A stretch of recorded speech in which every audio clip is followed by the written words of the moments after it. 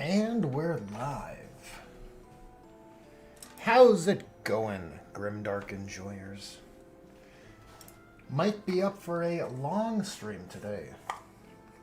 Feeling full of hobby energy. The plan is to work on this Rokkit boy from the Commando's kill team.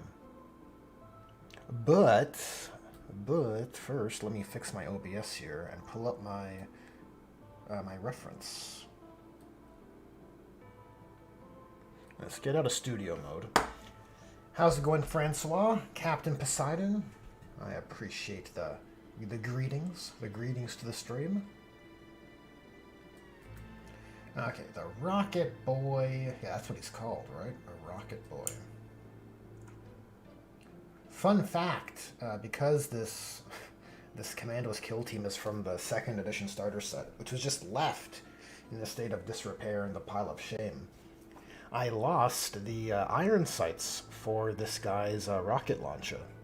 But I think the Inceptor sensor from their whatever variety of bolt guns Inceptors use works fairly well. You know, it's got a lens up front, and he's got a lens, right? Look at that. I think the technology makes sense.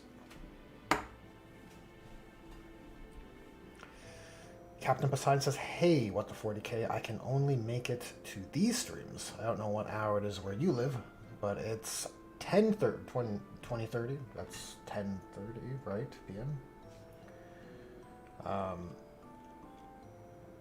No, that's 8:30.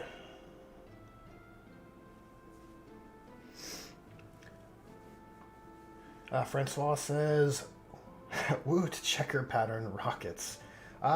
Maybe. At least one of them. He's got 4 rockets, so maybe one of them will have a checker pattern. Captain Poseidon says, currently studying Latin. And the sensor, it's looted. Yep, it'll have to be. It'll have to be.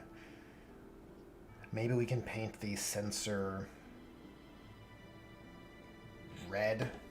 What Marines have red weapon casings? Dark Angels, right? Maybe it's a looted Dark Angels in cursor bolt gun sensor. How about that?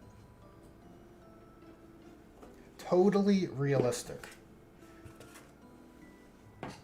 You know, if it's a Dark Angels bolt gun sensor, that means it's a weapon of the Dark Age, technically.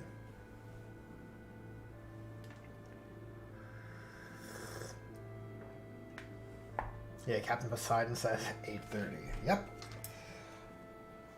That is correct. That would be your current time. Alright, so, as we do... Oh, we got an update on the hair from the quiet hair sculpting. So I think the, ponytail came together in the end. It didn't bend very well on the, with the heat gun, but I think the hair sculpting came together fairly well. And I think once painted, it should, there, it's focusing better now. And I think once painted, it should be adequately enough, similar to our big boss hair sculpting, right? Once it's painted, I think it looks less... Well, it looks more refined. Looks like it's a bit better than it actually is. I mean, it's no secret that paint jobs can save poor models, right? You can kind of paint in and you can kind of compensate for detail with your paint job to a degree. Captain Poseidon says the Dark Angels are the reason why Gazgul is just ahead. So it makes sense. Oh, there we go. Look, see? Lore appropriate. Tasteful. It has been deemed a tasteful headcanon. Okay, I got a nice, fresh and clean wet palette. Well, I say that. I wanted to preserve the off-white from my my previous wet palette. So it's an almost pristine starting point. Let's get some Incubi Darkness going. Start developing our skin. Our skin colors.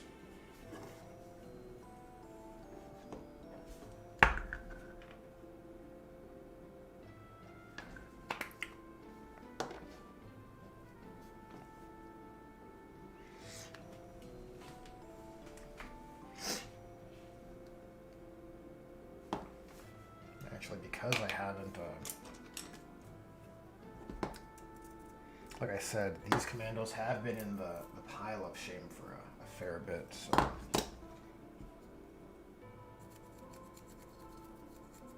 Just, you know, gotta get our paleontologist energy going. Just dust off these guys a little bit.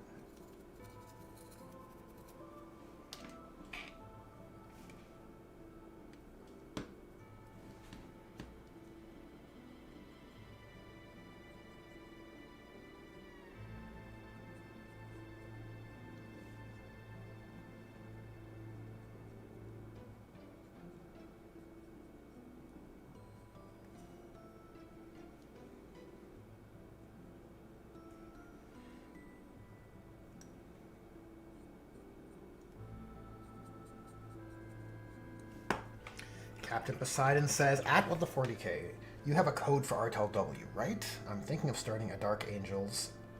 I'm thinking about starting Dark Angels, and their Sir K model would make a great Ezekiel or Lazarus. I agree. Yeah, I think he's a great Dark Angels model. The affiliate code should be in the description of this stream. Let me just take a quick peek at my settings here. Yes, it's there. You have to copy and paste it though, because for whatever reason, YouTube does not like the affiliate hot link. Or you can just click it and it does not help me at all. But any purchases made using my link basically helps the channel out. In a indirect way and a direct way, I get some tiny kickback, and it also just lets Artel know that, hey, people are using my link, and maybe they'll send me more free stuff, which is always welcome. Always welcome. On Instagram, Artel shared my Dire Avenger X arc, which is a nice little feather in the cap.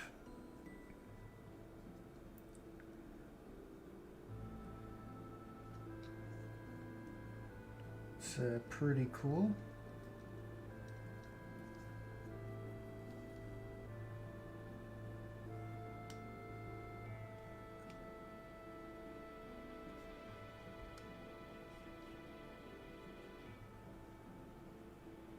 So this guy's just got his sleeves, just the sleeves, and oh,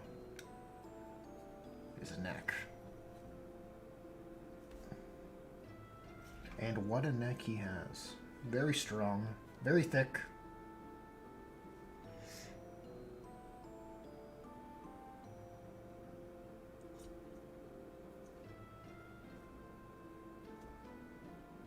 You know, orcs are just built different.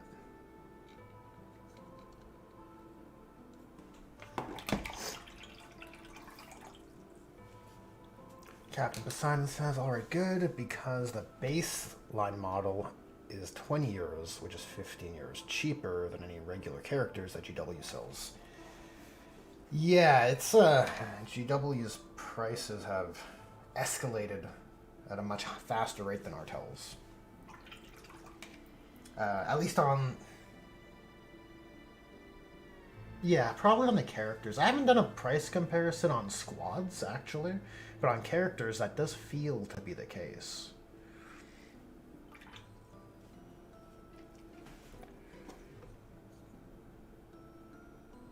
Especially, like, in that GW's price especially hurts on their older products, right? Right, you look at an old Ezekiel. Here's a question for you, actually. Is Ezekiel so old that he's still in resin? Or is he only kind of old and just in plastic, but just to a smaller scale and a slightly lower sculpt standard or resolution standard? Like that, like, is he from that Dark Vengeance era? That 6th edition starter set? I think that was 6th edition.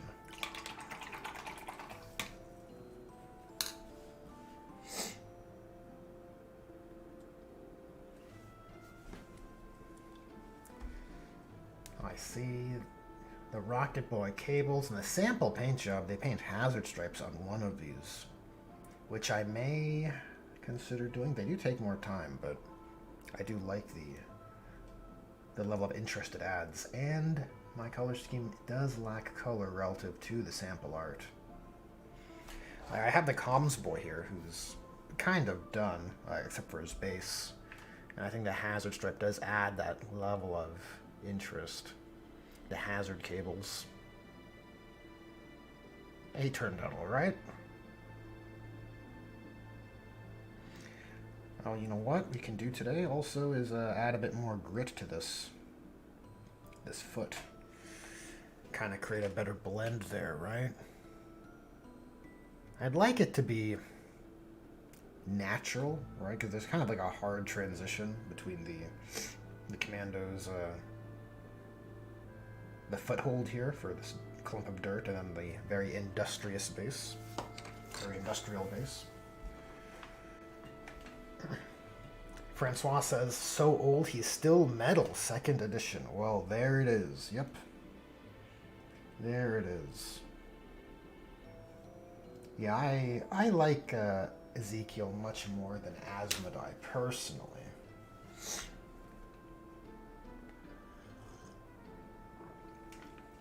Personally, I was kind of surprised they redid Asmodai, if I'm honest. You know, with the Lion coming back and the Dark Angels basically being unaffected by it. I thought the Lion would come back and it would drastically change the culture of the Dark Angels, and maybe that's a good time to phase Asmodai out, but I guess he's such a legacy character that GW didn't want to do that. Why phase out a character people know when you could resell it for the member berries?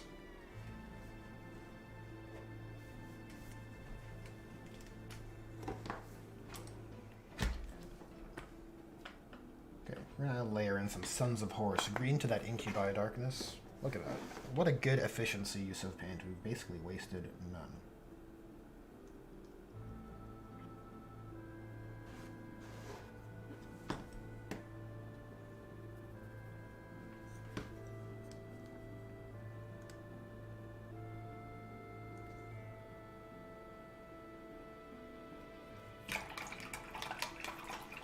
Captain Poseidon says, God, Ezekiel is metal. I just checked.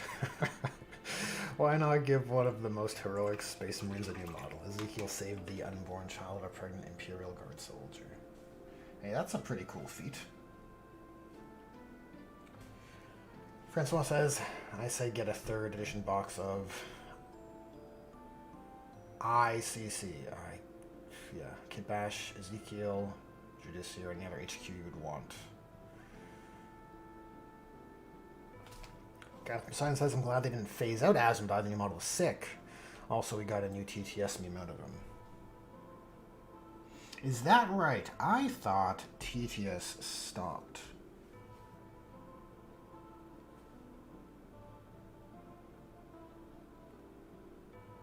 I thought TTS stopped when the GW started to cease and desist people from making videos because they wanted to make videos.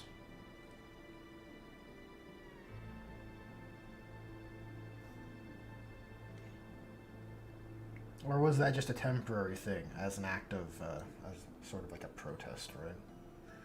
I guess that's possible.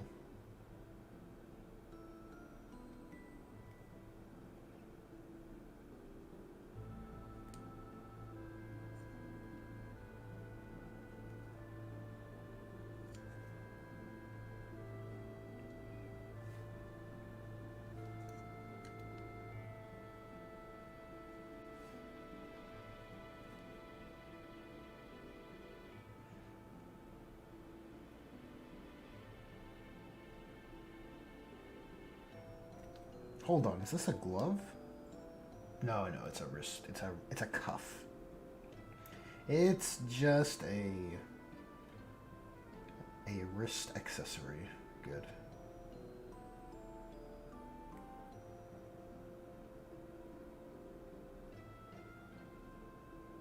Does old Ezekiel have gauntlets, or does he have wizard gloves? Magician gloves, as I like to think of them. Let me see. Let me see old Ezekiel.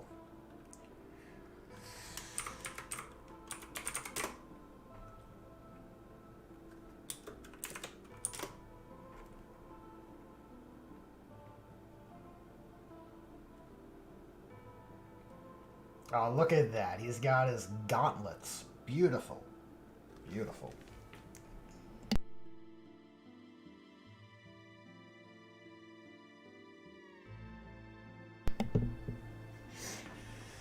Yeah, I rather dislike GW's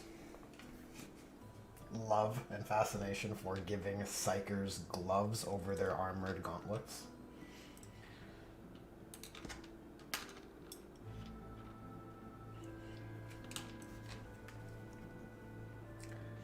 Captain Poseidon says, "Are you base coating orcs with blue? It barely looks green. Maybe just my screen, but I don't know." Yeah, I'm base coating with blue. So I have a sort of teal, like a Sons of Horus skin tone I end up with, but the base color is Incubi Darkness for the shadows and the dark tones of the armor. I felt like this more blue green is more it's a color that's more in the overall color palette of Metal Gear, which is what my orcs are sort of inspired by.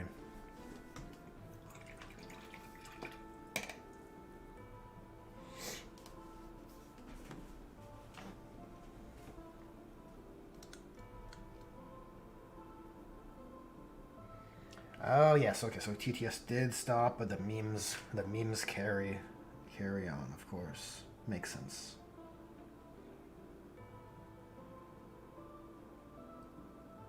Yep, memes are powerful, that's for sure.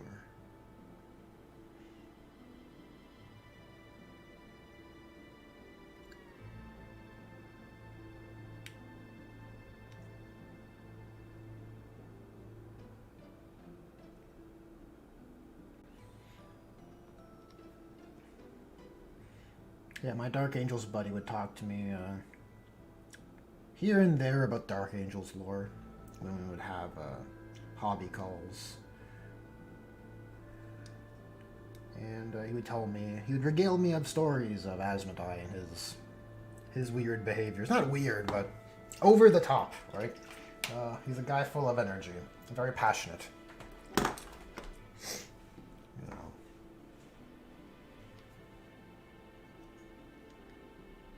I recall a story where he, or not a story, but a moment where he silenced a battle brother for like a number of years or something for speaking out of turn.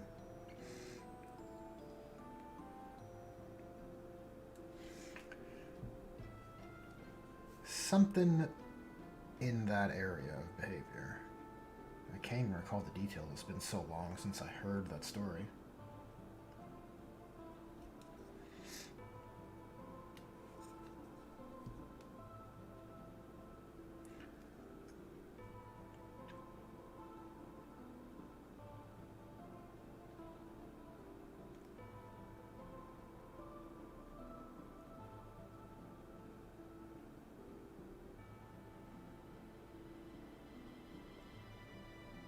You know, the man takes his job seriously, so...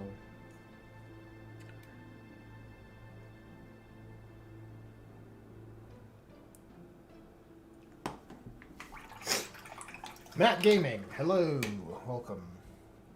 Captain Poseidon says, gauntlets? Yes, Ezekiel does have gauntlets, which makes him the best psyker. That's the mark of a true psyker, is not wearing gloves, but wearing gauntlets.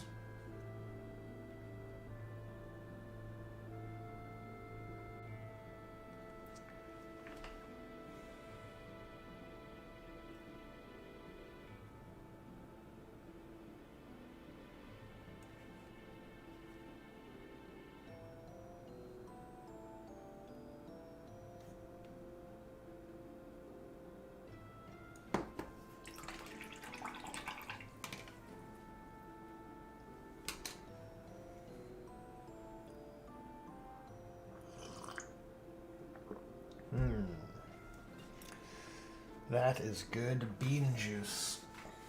Okay, so Captain Poseidon says I had my first game of 40k this Tuesday and got completely bodied in the 2 rounds I played against Emperor's Children.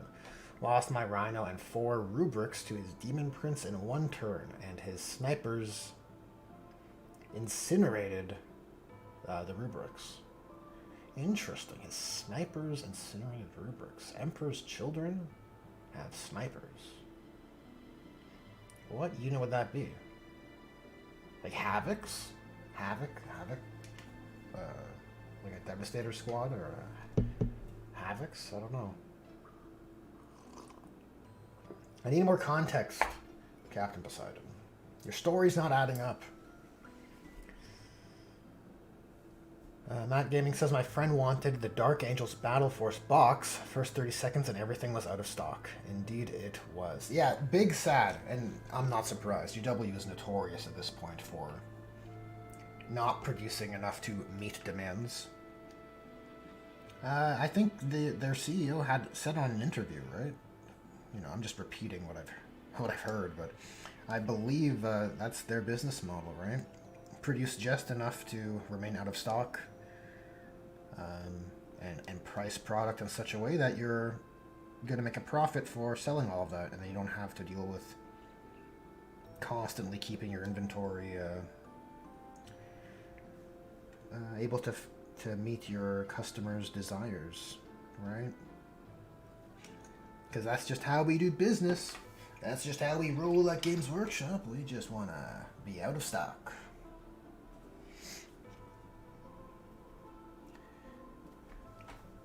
In a way, it's kind of a forced scarcity, which I don't love. I don't think it's good for the health of your game system. And it is a bit scummy from a consumer psychology point of view. I mean, to that I mean taking advantage of your customer's psychology, like with fear of missing out and all of that.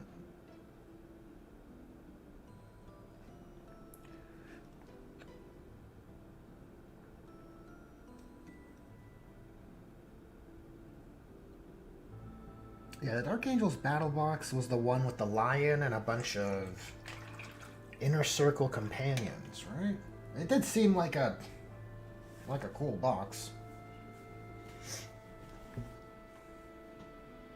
It did seem pretty cool. So I get it. I get your friend wanting to pick it up.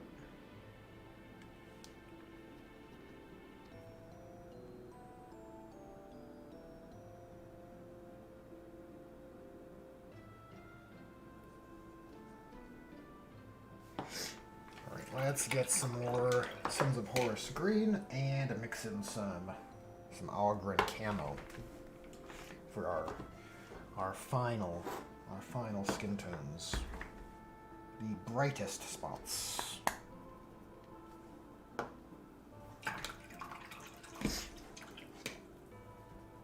Oh, Francois says Lion ICC. Inner Circle Companions. Now I understand. Inner Circle Companions and Deathwing Turners 10. That's pretty good. That is pretty cool battle box. You get the centerpiece, the stars, right? The stars of your army done in one box, so then you can bulk out the body of it from there. Your battle lines and your fire supports and all that.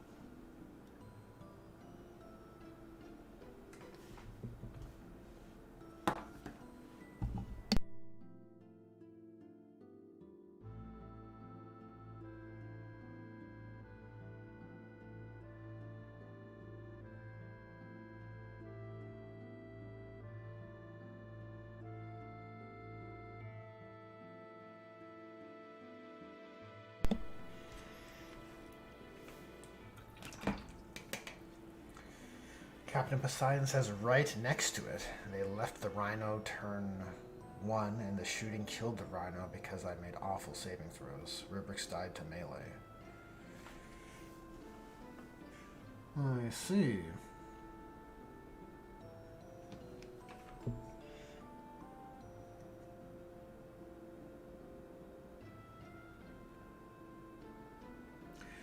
What detachment were you playing against there, Captain Poseidon?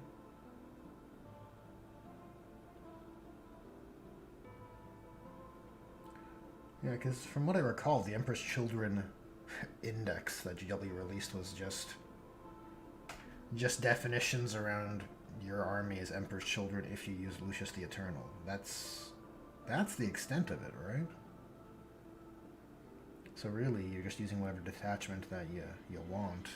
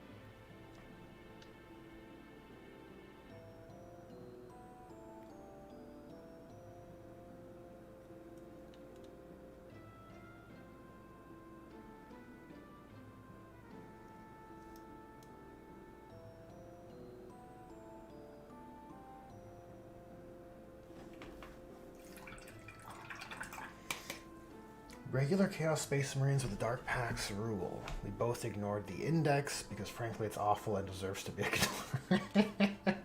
Fair enough. I don't disagree. Yeah.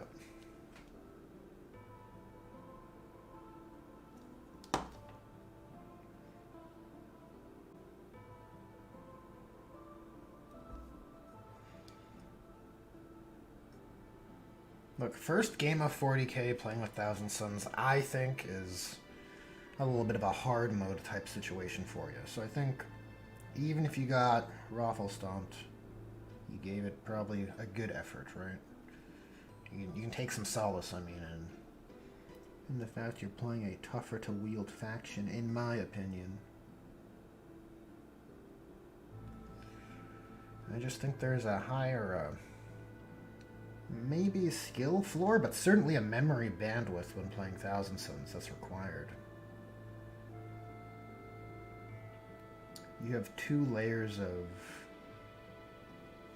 of complicated army rules, or sorry, well, a complicated army rule and a complicated detachment rule, both of which require tracking. The tracking of states and resources.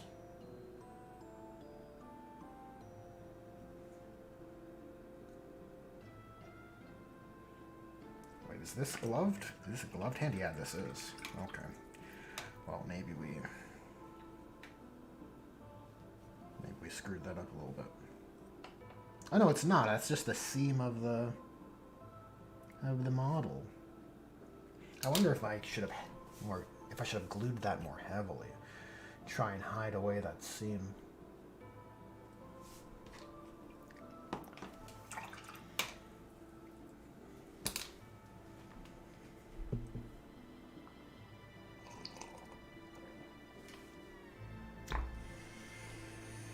Captain Poseidon says, any tips for making characters for your homebrew chapter? I'm trying to make some for mine, but currently I only have the chapter master and a dreadnought.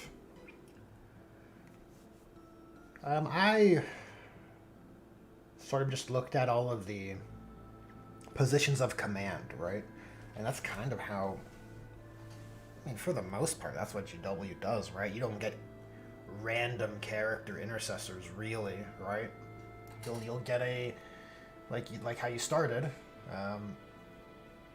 chapter master, right? Master of sanctity, master of the forge, right? Chief apothecary, all like those kinds of roles. I think that's probably how I would start it, and I would work down. If you're someone who just enjoys the novelty of building out a faction of your own, right?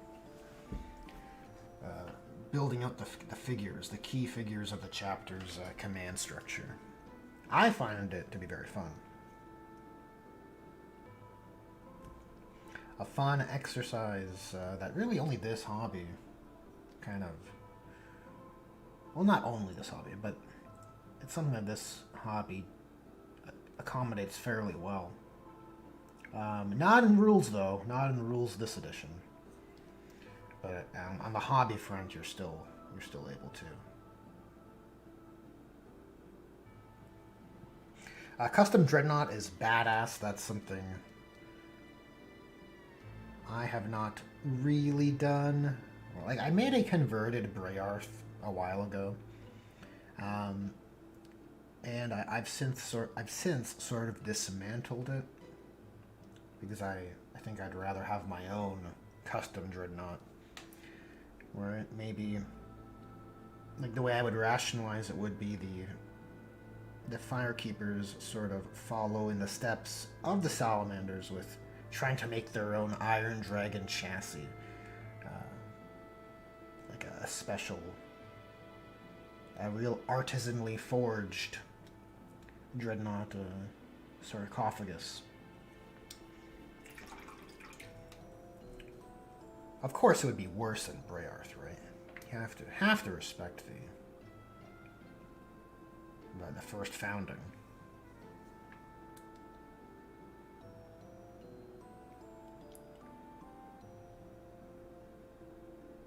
But a custom Dreadnought is peak storytelling. Very cool, right?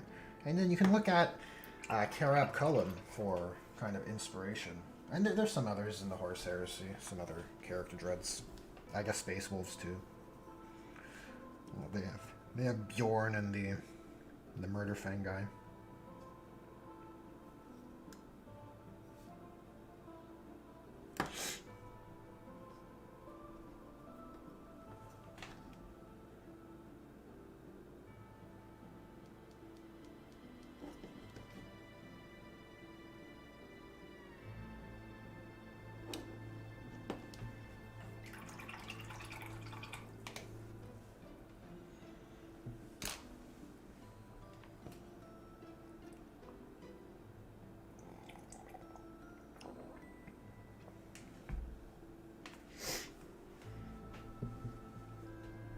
Captain Poseidon says, I almost killed that Demon Prince. It lived on one, but I killed half of Lucius's unit with Terminators, so that's nice. Hey, yeah, take the victories, you know, enjoy the moral victories, right?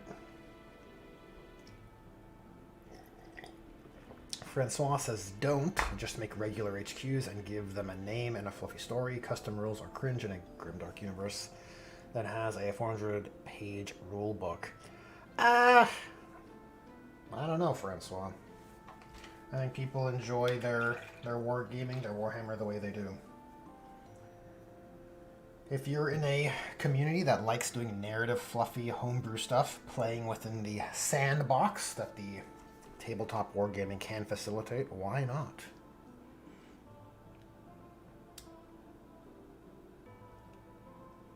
Right? Why not?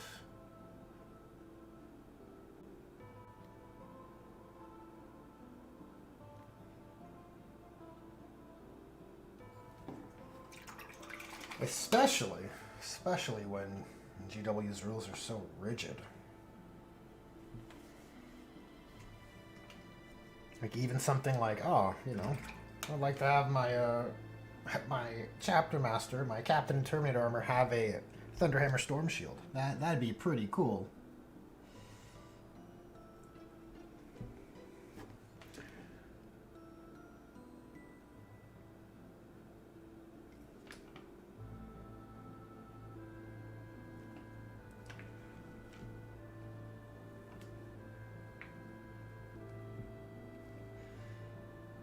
I think at the end of the day, you have to let people enjoy 40K the way they do. Especially if their playgroup is in agreement with it. Right? If everyone's having a good time, what's the rub?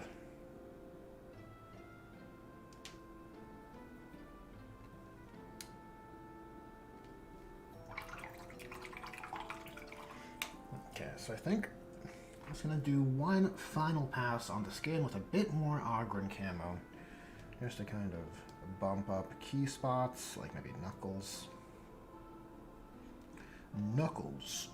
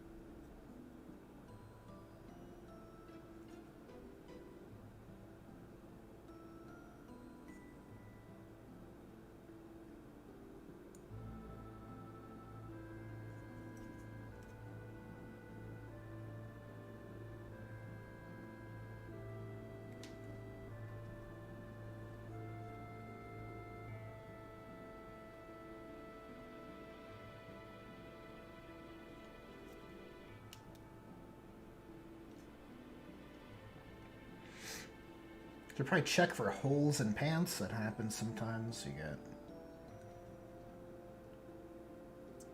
or holes in his shirts. Just holes anywhere, really. Oh, like he did have a hole in his pants, but he got a patch there. Look at that. What a cool model. How neat. Oh, just saw you there in chat, Misfit. Welcome. Welcome to the Hobby Hang stream for this weekend. How's it going? Well, I didn't even ask. We've been chatting away here. I didn't even ask chat. What are people working on? Let's share some hobby camaraderie. I need some hobby fuel, guys, to keep the morale high.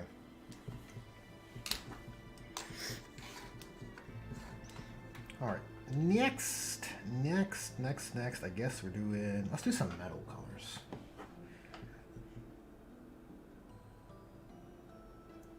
We got a bunch of components on the rocket, or on his rocket launcher.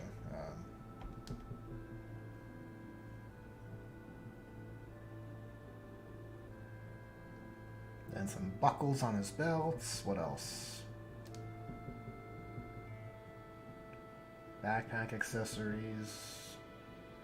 You know, all said, not a whole lot.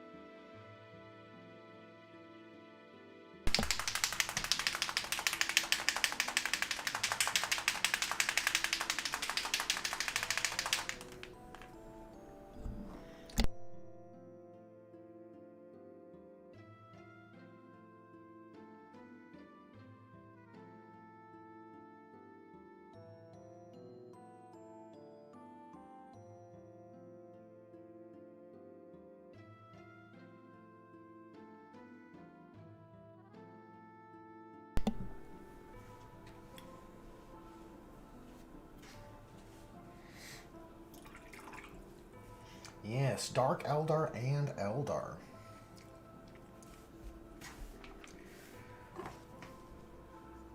Let's see here. Guess we can just slap it on. I can mix in a little bit of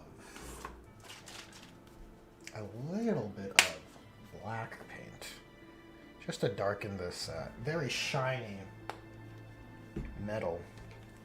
I would prefer more of a gunmetal.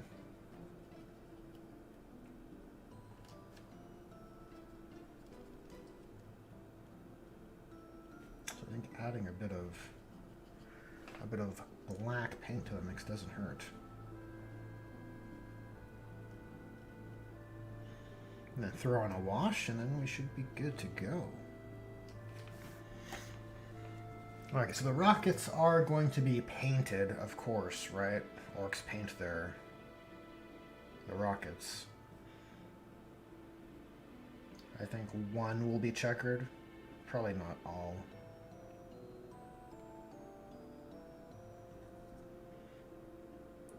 Probably not all. Okay, we got the base of this thing. This incursor sensor. This guy has definitely got enhanced accuracy, right? Look at this sensor. These aren't just your iron sights. This is advanced technology. I'm sure it's well integrated and properly calibrated and all that stuff.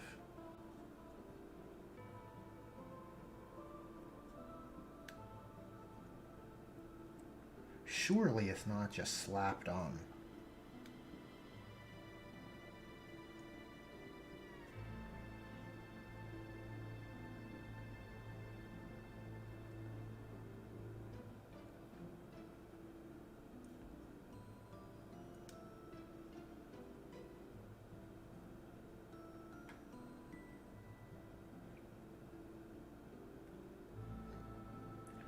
Alright, this lever will be metal as well. What else?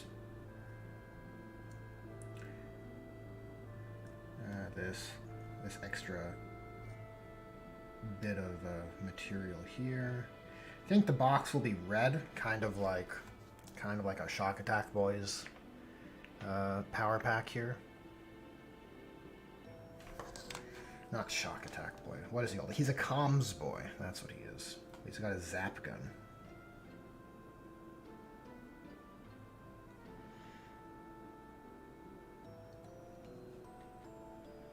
The gun that zaps.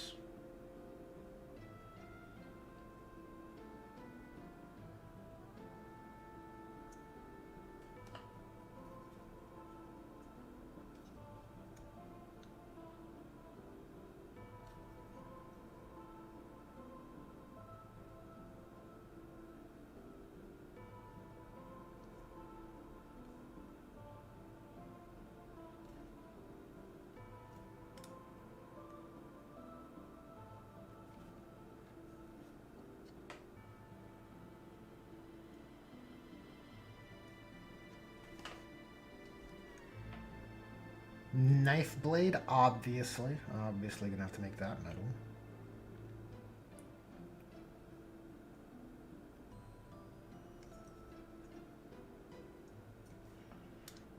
Stick bombs, yep.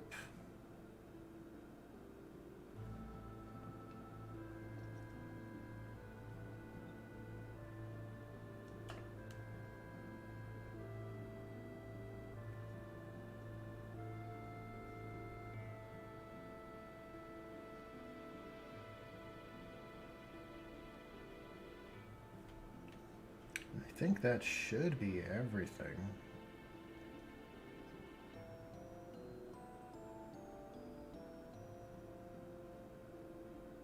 Famous last words, right?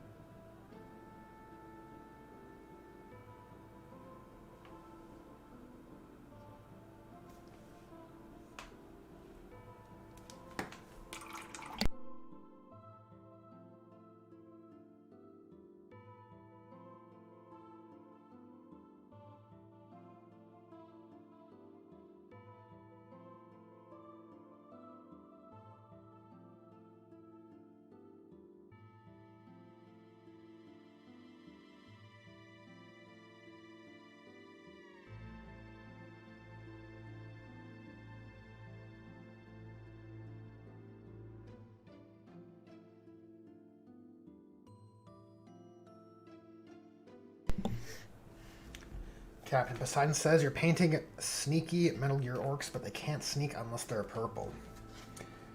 How cute, Captain Poseidon, how cute. Unfortunately, purple, painting them purple would encroach on my Metal Gear theme. And I'd rather paint them,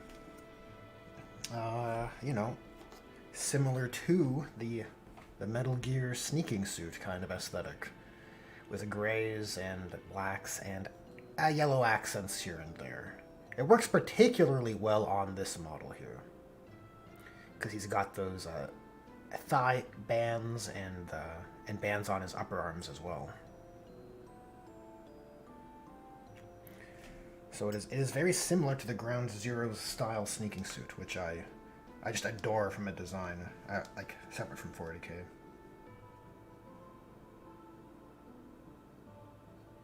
Okay, for the bullets, we'll mix in some gold to what's left here. I don't know about you guys, but I find GW's metallics to be a bit too potent. At least these ones, like Retributor armor is. It's very saturated.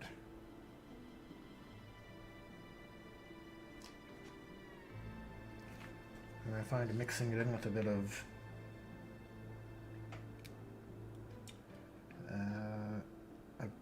metal color, just silver, kind of brings it down to a more tasteful level.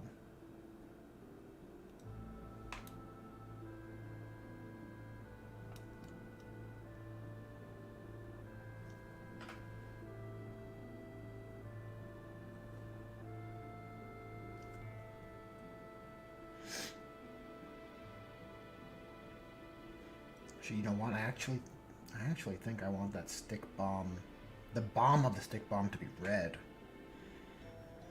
Either red or black. So maybe the stick component of our stick bomb should be metal color.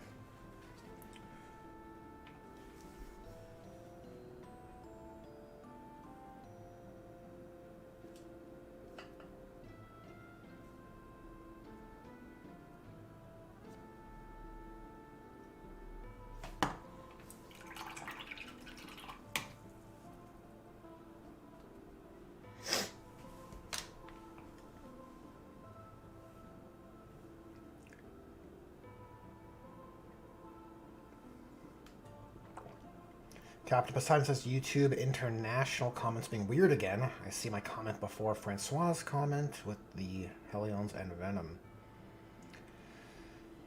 Weird. My chat here that I have embedded into the stream is set to live chat. Maybe if your chat is on top, is that how they term it? Top comments? Or yeah, top chat. It might display, it might change the order of how things are laid out, maybe. That could be the reason for the discrepancy in what you're seeing.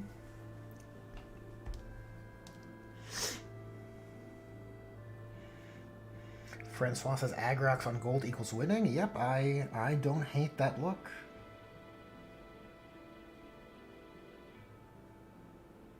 Okay, I think while that settles in,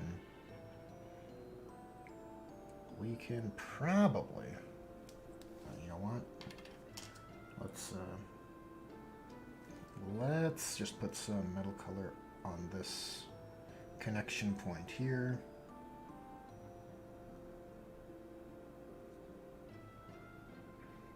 And on these connection points for our cables.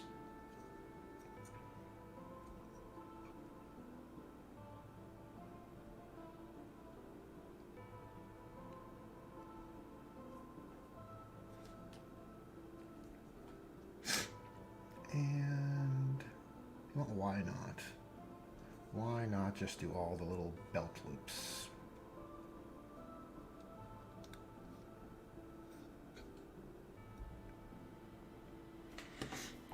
All right, let us begin painting the sneaking suit. Our blacks and grays, the most exciting Collar's a bit down. Okay, I'm looking for a London Grey dropper bottle.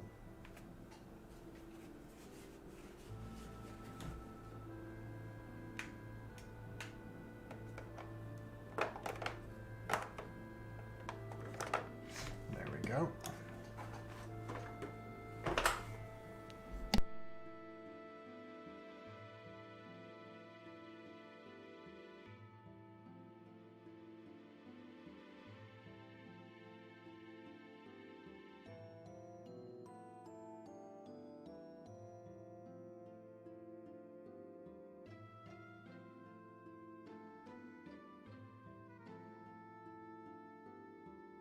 Captain Poseidon said, I love how... Or Captain Poseidon says, yup, it had to do with being on Top Chat. I had a feeling. That was the case. Yeah, I prefer Top Chat than... Or live chat over Top Chat. Because I think... well, I assume Top Chat is just more likely to be censored or mucked around with.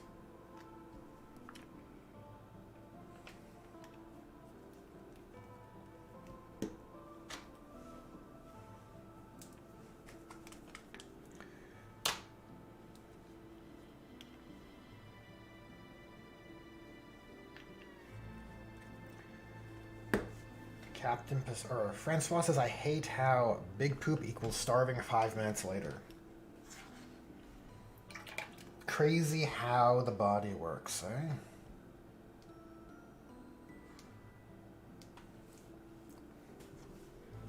So you need energy. See, your poop is your source of energy. That's what your comment informs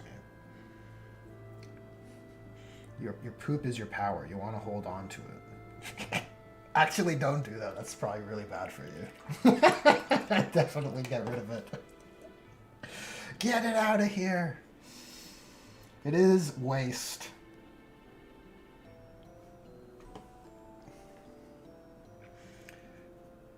Okay, so t-shirt and pants are going to be all the same color. That's the plan. Oh, let me see. Check out this message first. Captain Poseidon says, at what the 40K, what color do you like painting the most? I paint very little red, but I never had any coverage issues with red paints. Yeah, reds look really good. There's something about reds. I mean, look, I've said that about blues as well. Blues are my favorite color, but I think red pigments just really have this awesome layering. Like, they just look so good when they're layered together. Maybe I have just an easier time layering them. I don't know if this comes across. But yeah, you have some just nice gradients just with like these red paints. Right? I mean, even so this is work in progress, but even like Jane Czar's hair, or this Artel what is it called? Void Stalker. It's their Red Witch model. That's what this is. Yeah, but anyways, yeah, you can see there's some just nice gradients between the red tones that I think look really appealing. Yeah, the backside of this claw is just, I don't know. Ever since I painted it, I was like, wow, that's just like a really appealing blend. Right? And I feel like it's more common with reds. There's a few models in my Firekeepers, like sergeants with red helmets, where I feel similar. Red pigments are pretty smooth. Captain Poseidon says, to me too, my Thousand Suns capes are the only times I pull off glazing. Francois says, bone is my favorite, but blue is super nice gradients straight from the pot. Ah, yes. Yeah, blue pigments are smooth as well. I mean, it's really just your yellows and whites that are chalky. But bone, like the off-white color, right? You're painting things that are supposed to look and identify and read as bone, right? I feel like that kind of is enhanced in a way by the chalky pigment, but only for, you know, bone-colored thing. Like you're painting skeletons. If the skeleton looks a bit chalky and dusty, that looks pretty good, right? It might even be preferred.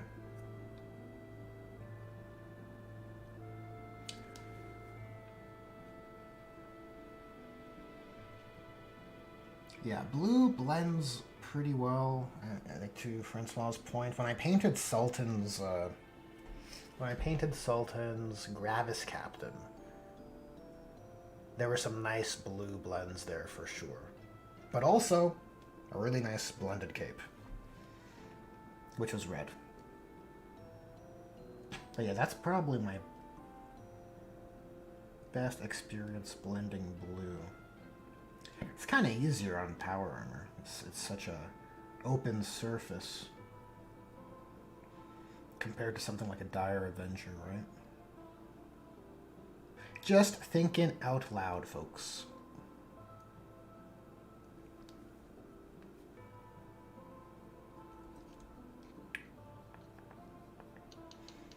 Okay, we got some gray pants, some gray pantaloons.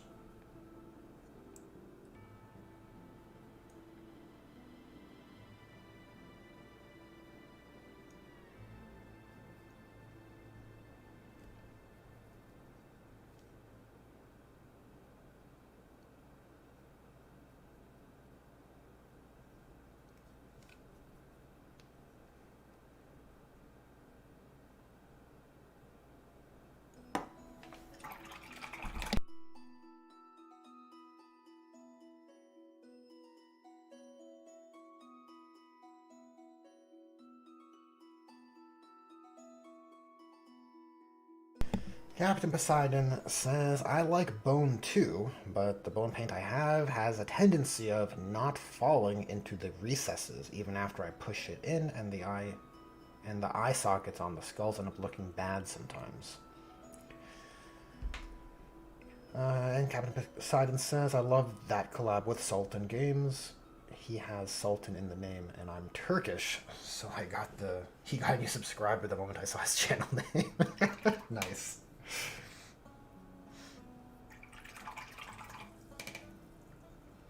Francois says, paint your model brown before painting your bone color. I 100% support this workflow.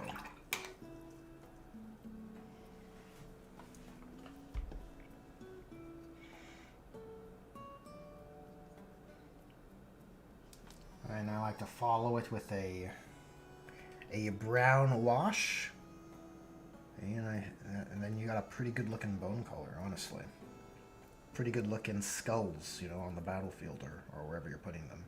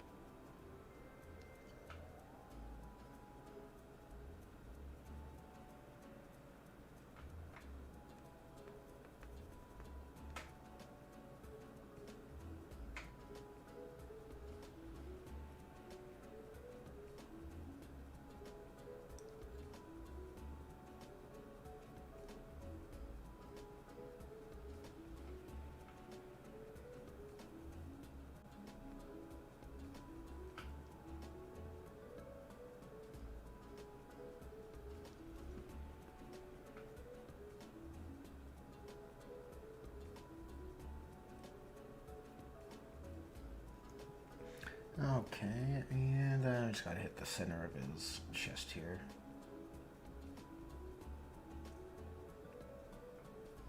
So that's his body done. I guess we gotta do that face mask a little bit. I wonder if I can mix in some blue for that face mask. I noticed that's what appears to have been done on the sample art for this Kommando. Maybe we'll give that a try. We'll paint his boot tips first, I guess. Just with well, we need a bit darker.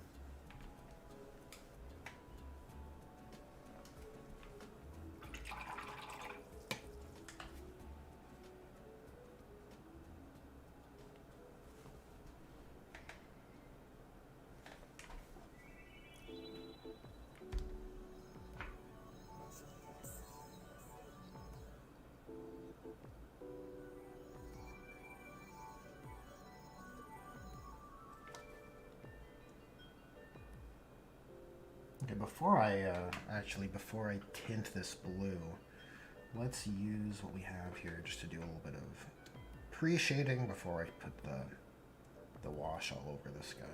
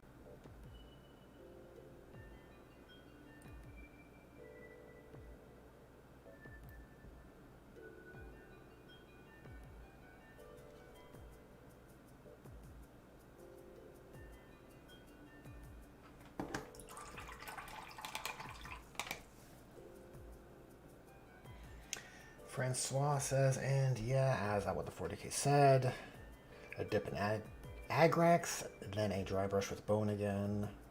Like a clean brush to smooth out your dry brush and allow a little more Agrax to show through as bone staining. Yep. I've also enjoyed Seraphim Sepia on my skulls. My skulls as well. I wonder what kind of I don't use contrast paints and equivalents all that much, but I imagine there might be a similarly quick workflow for such accessories.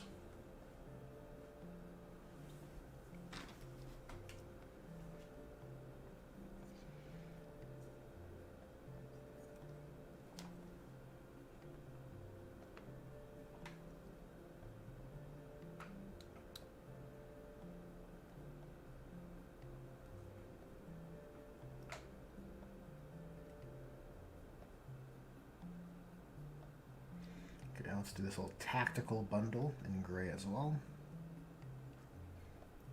Because the rest of his pack is going to be our olive drab color. And I quite like having these tactical rolls in gray.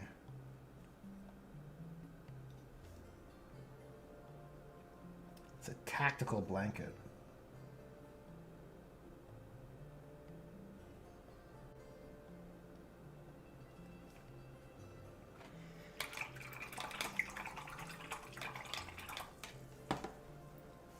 Okay, so using Incubi, I think I'll try making this like an off black color.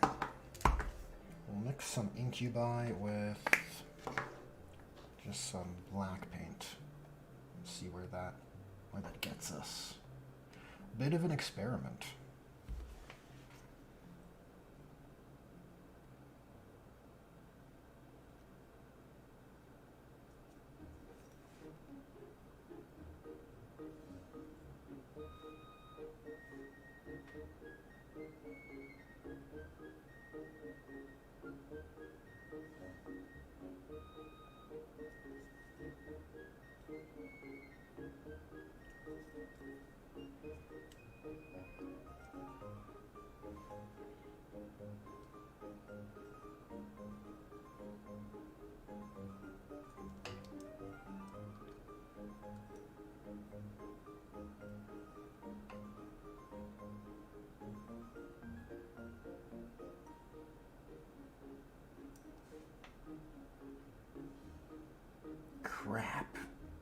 Crap, I didn't see that detail before.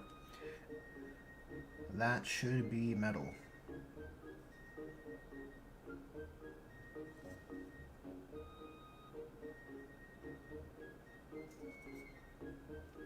Oh well, what are you gonna do?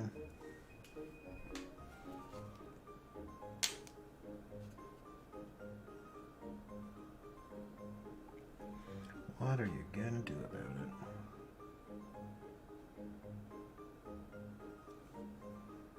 Okay, so let's apply that same color to these boots. I don't hate this this choice here.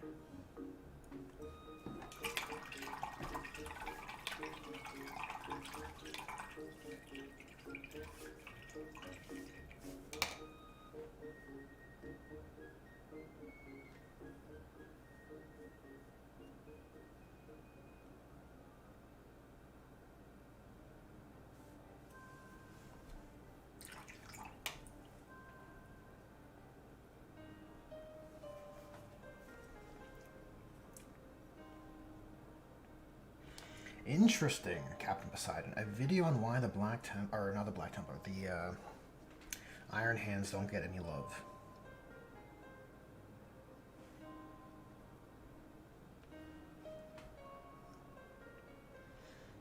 I would be curious.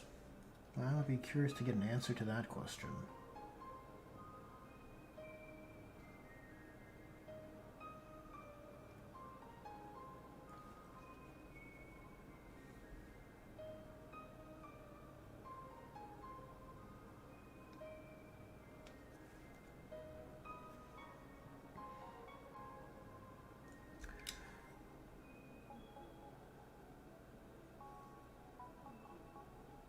I would imagine the reason for that would be that the Iron Hands are harder to position heroically, which I think GW likes to do with their Space Marines.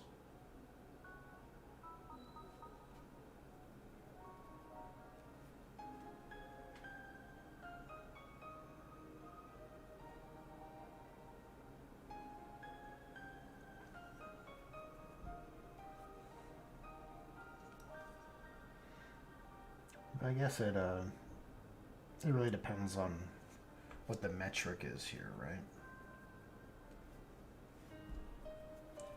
Look, the Iron Hands has got a character in 8th edition. That's more than a lot of Chaos Legions can say.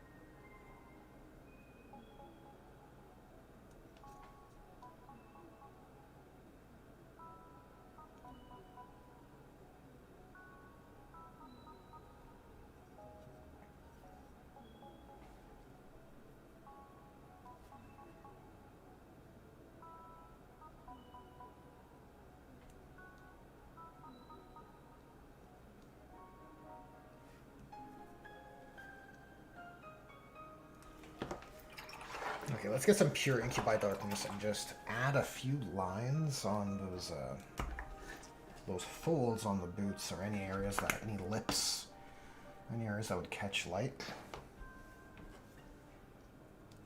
I think that's all that would be required here, honestly.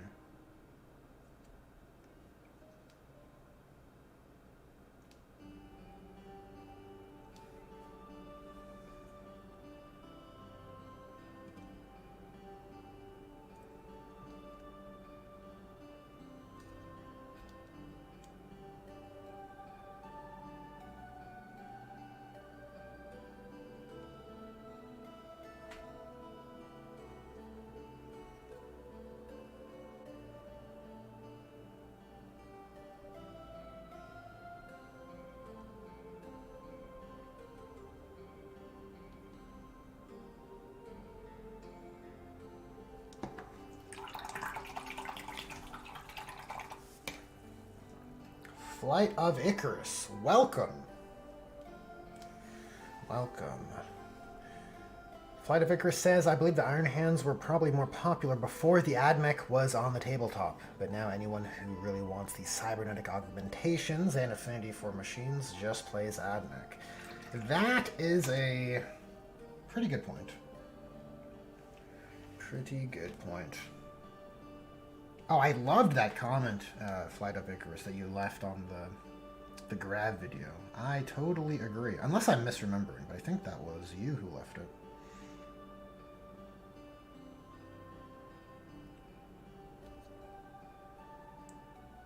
I woefully agree.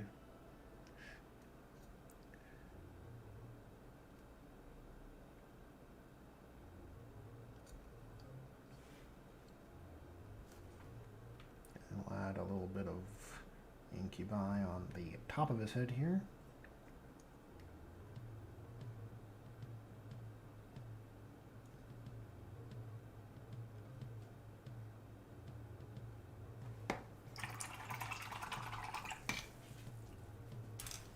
Okay, metal color touch-ups. There's a clip. There is a clip on his helmet, and that nozzle that was covered by his rocket launcher that needs to get filled in.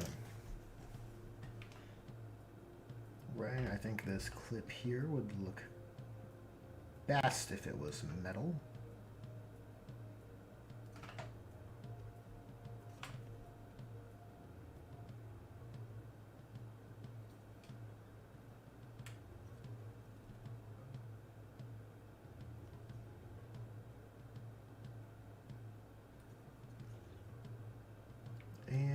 This area right here.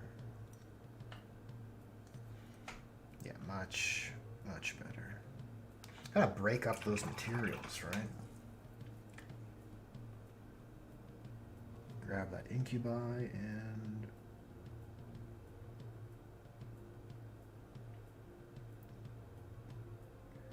just highlight that area.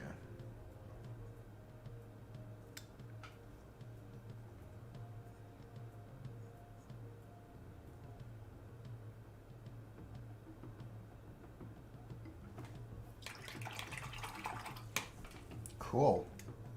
Very cool.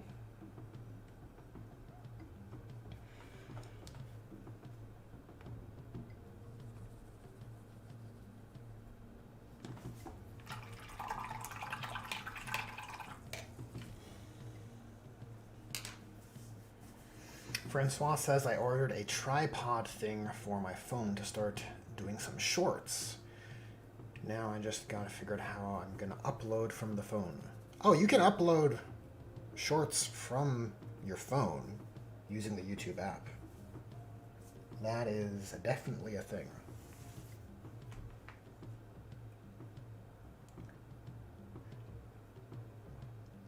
Captain Poseidon says, I just saw a meme which said, quote, I just saw a white girl 8 to 10 while shopping, and she said, wow, what a beautiful chocolate man. And her dad grabbed her arm and said, Emily. What the fuck is wrong? Weird meme. Weird meme, Captain decided. I'm sure there's context that might be lacking.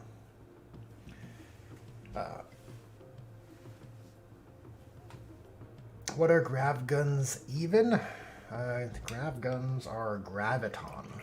Graviton gun. They fire graviton particles that basically distort gravity.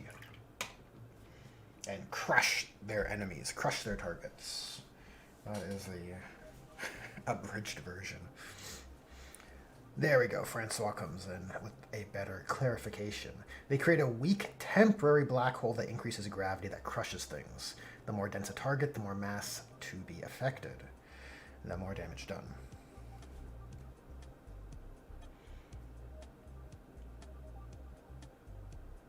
Okay, level 1. One hazard pipe. Well, looking at what we painted so far, I think we need to do the wrist cuffs also in gray. Because he has straps on either side, and I think those would look good in yellow.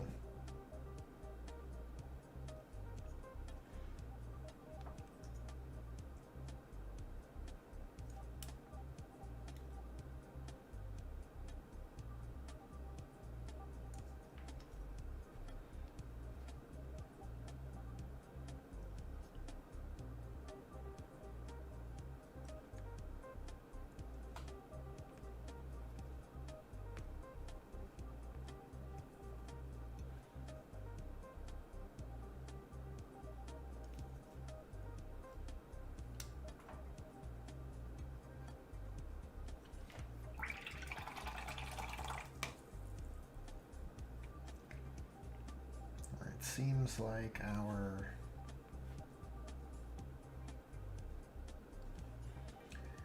table here will be black as well, so we'll black that in now.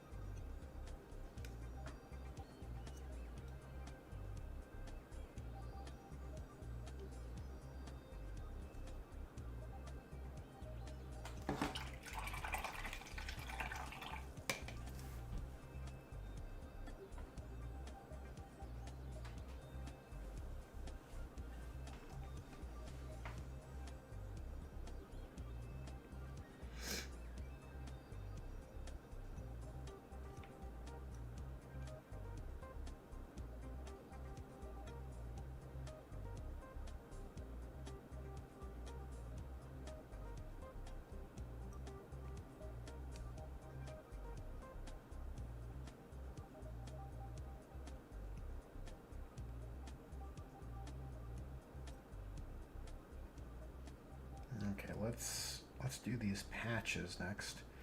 I'm gonna give the sneaking suit areas, all our gray tones so far, a Nuln Oil wash first. And then our cargo straps will be given an Earthshade wash afterwards, just to kind of help further separate those materials.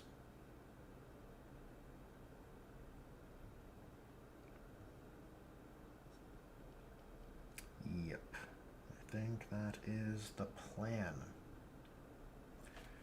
Now with our gray, we can probably do these laces, or at least suggest them.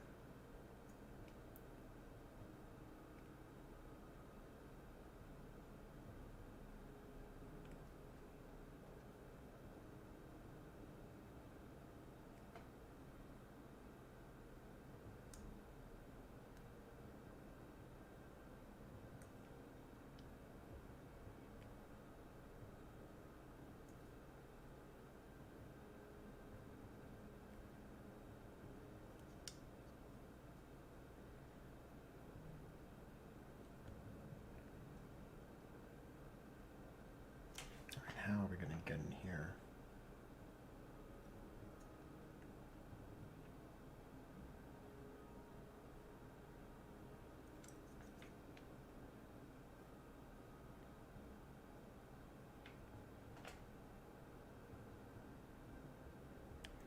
This is rather tricky. Oh boy. Okay, I think that's probably as good as it's gonna get.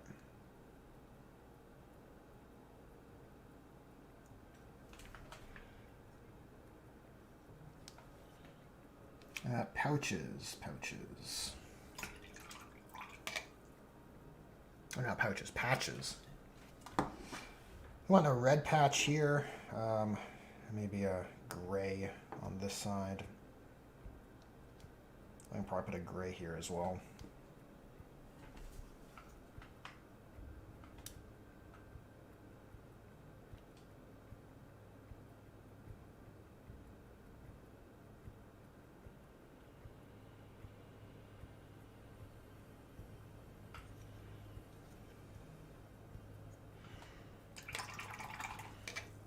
We can probably put blue here, actually. Maybe for luck, right? It's a lucky patch. I quite like that idea.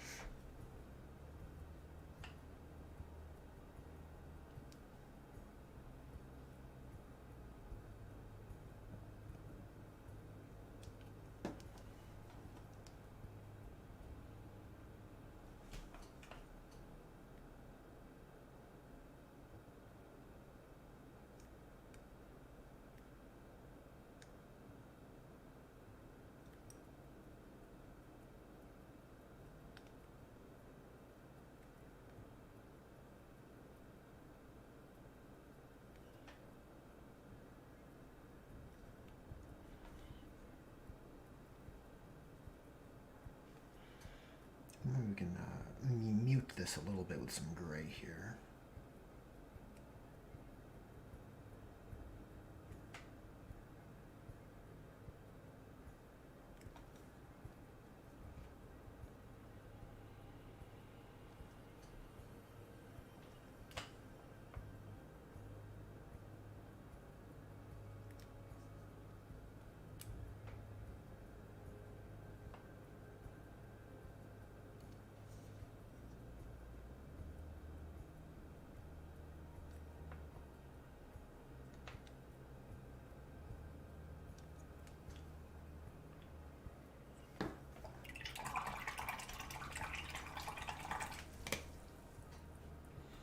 Captain Poseidon says, bye-bye, 10 p.m. I need to get to family movie night. Well, you enjoy the film. Enjoy the film, Captain Poseidon. Thanks for tuning in for the hobby stream. Enjoy the rest of your weekend.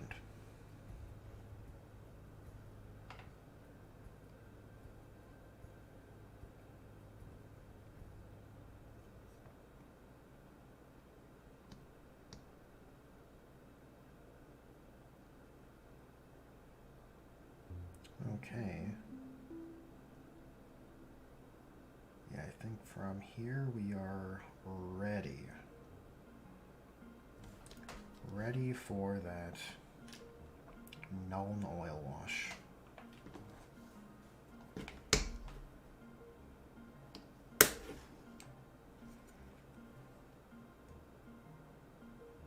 Just quickly hit the signs of this belt buckle first.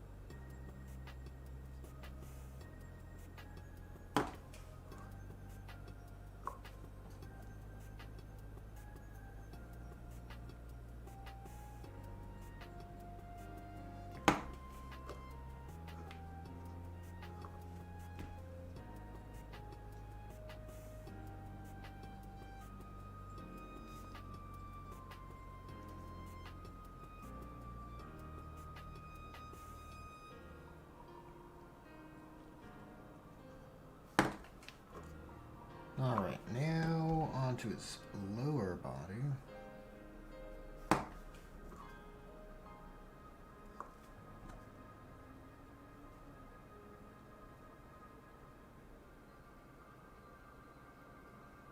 I guess his backpack accessories as well, eh? That would make sense.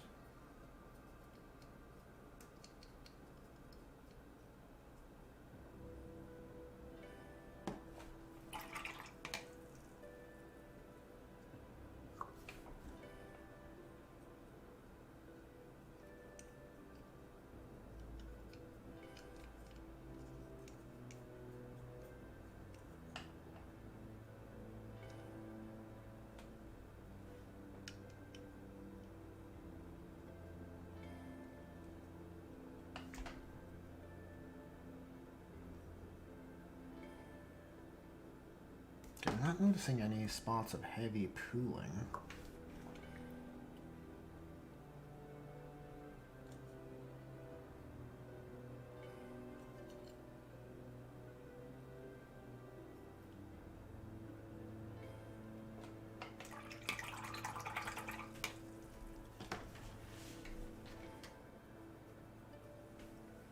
Slinger tube. Thank you for the compliment. What a nice guy.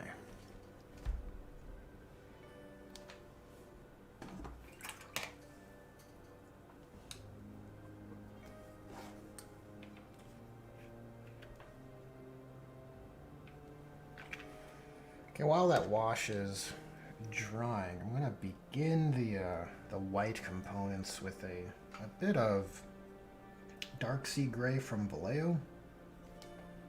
So what did I specify the white components would be? We need this emblem for sure. His face mask and probably some rockets.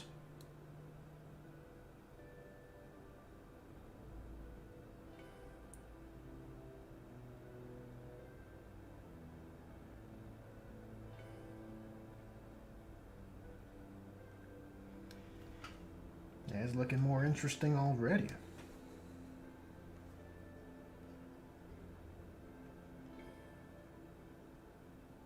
Alright, looking at the reference, the face mask begins about here.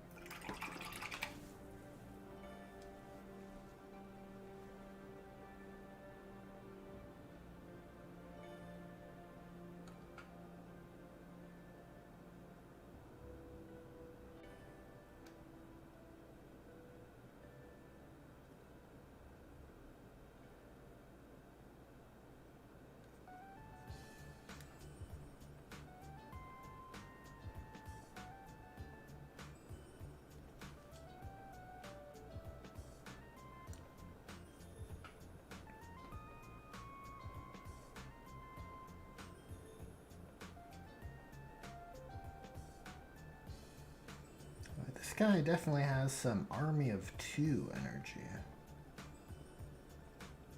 Though I can't recall offhand if there's another guy in the squad who has a skull mask like this.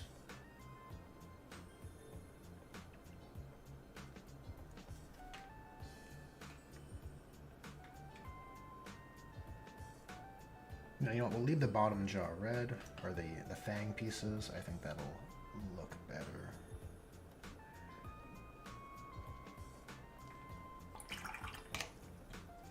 I can't help but feel the scheme is kind of starved for color, though that is a bias I do have for painting. I do like my saturated schemes.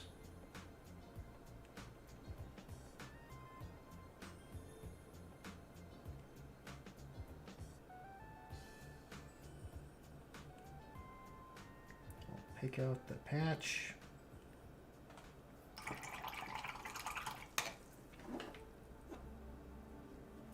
That looking more interesting already.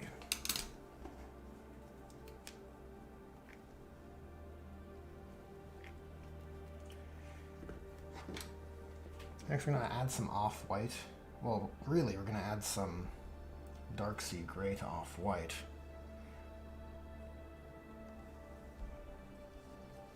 And this will essentially be the white color, just to avoid working with pure white pigments, as it's not especially enjoyable. I don't like to work with the whites, the white pigments, that is. Just too chalky.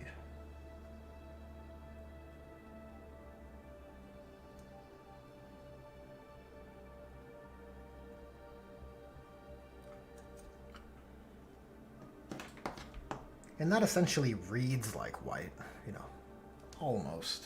We can push it a bit further, maybe towards the top of the emblem there. Create a bit of a blend. That could look pretty good.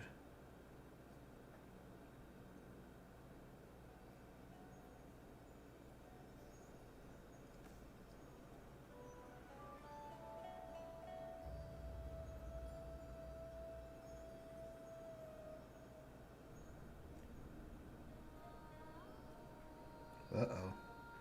Uh-oh, bit of a mistake. Gonna have to clean that up.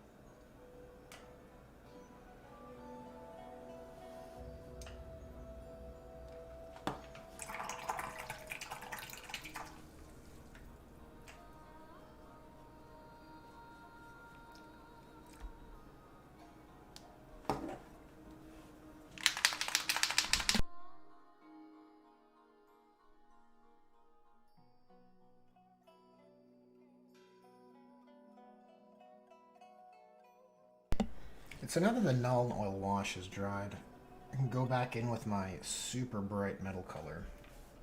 And just add a couple brush strokes, I think, to add some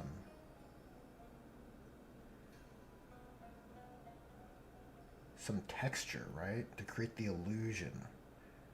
It's a sharp edge here.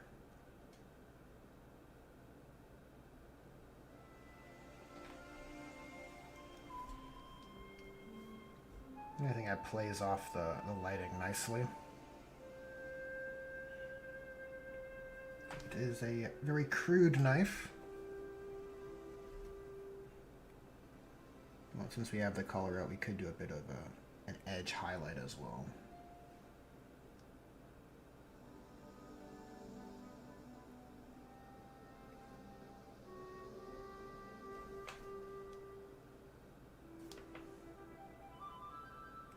Just a bit.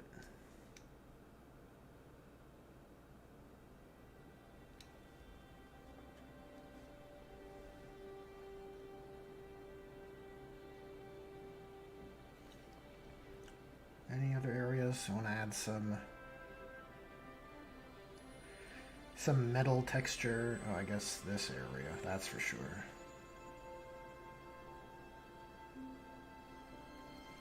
The forward-facing element of our rocket launcher, right?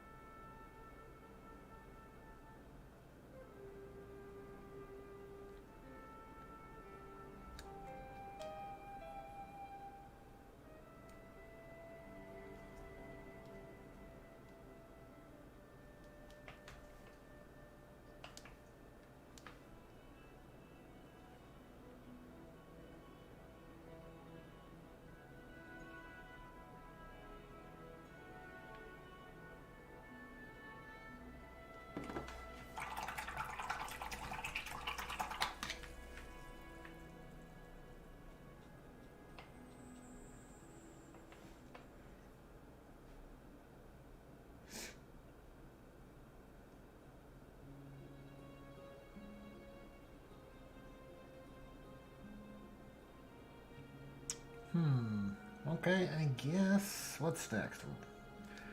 Let's get some Dark Sea Gray and I guess paint some of these rockets. But I'm noticing there's a bit of a modeling error here, or I guess not a modeling error, a cleanup error. What is this?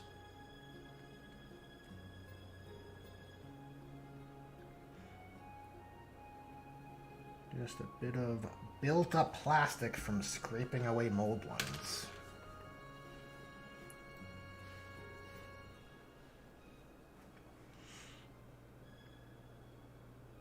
Okay, so the bodies of our rockets are going to be gray, and the tips are going to be red, as per the source image.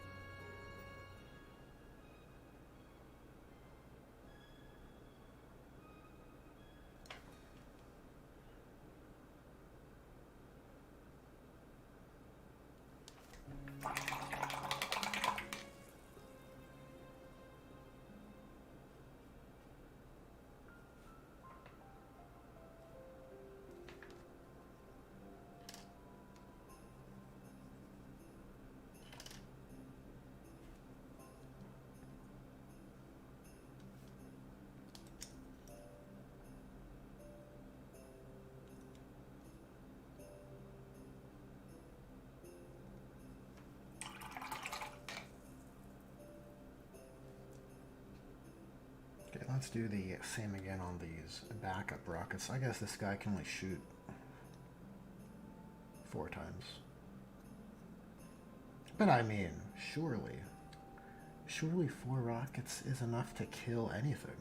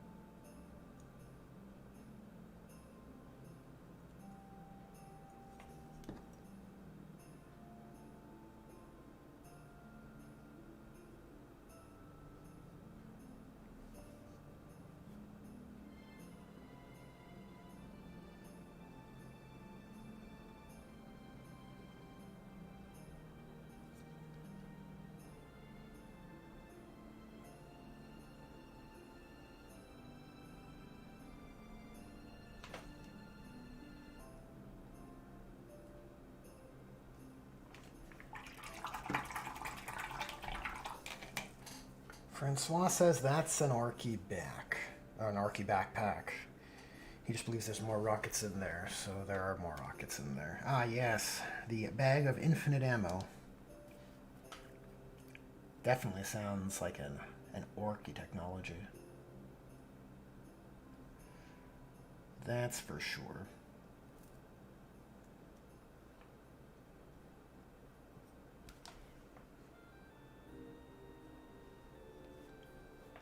I guess with the wash dried, we can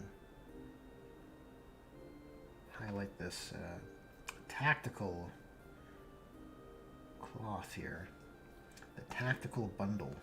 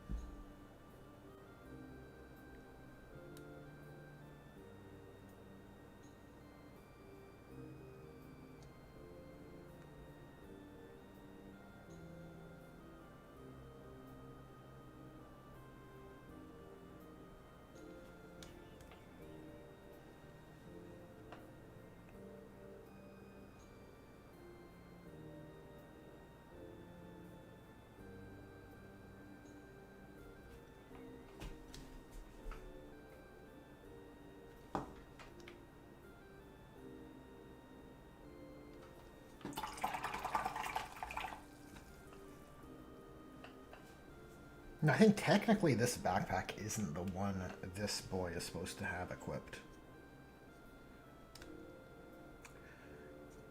But it's how I built him. Like I said, this is the second edition starter set squad, right? So it's definitely it's stuck on there.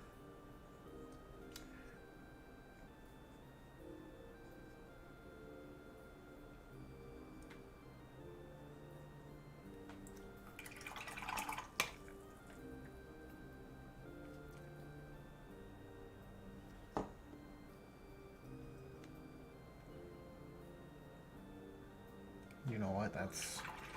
That's a bit too precise to do with this brush. We'll wait for that bit of cleanup.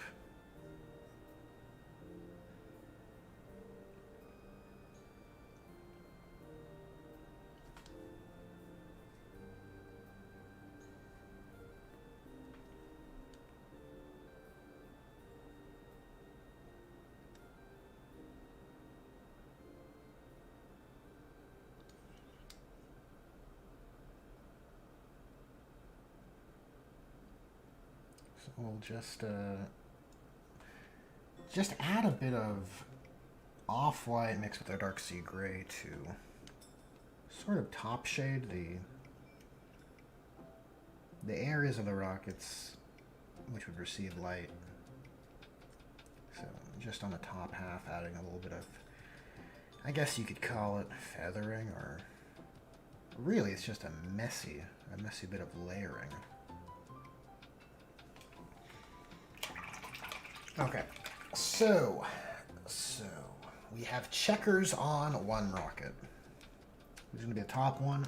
I'm gonna try and copy the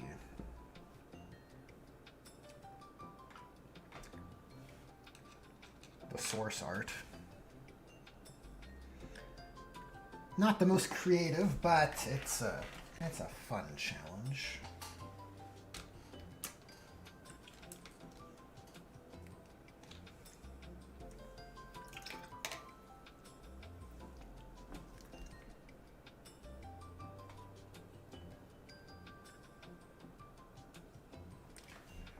So I was going to start by dividing this into three. Probably the first division just after the fins, and just kind of eyeballing it here. The way an orc would, right? That's the beauty of painting orcs. You get a lot of forgiveness for accuracy. Oh, is your freehand poor? Well, that's just the orc who painted this has poor accuracy, right?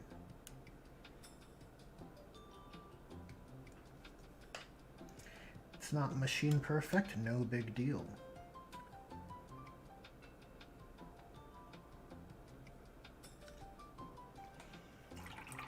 Okay, those are our guides. And I guess this is going to be quartered, right? These checkers. So I actually don't need these complete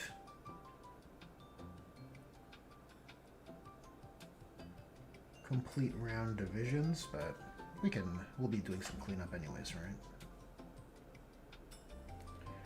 Alright, so we have a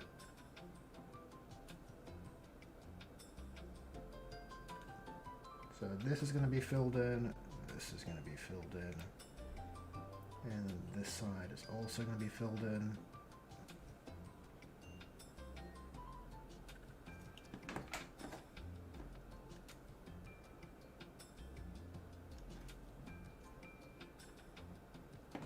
And on the opposite side, we'll just carry that through.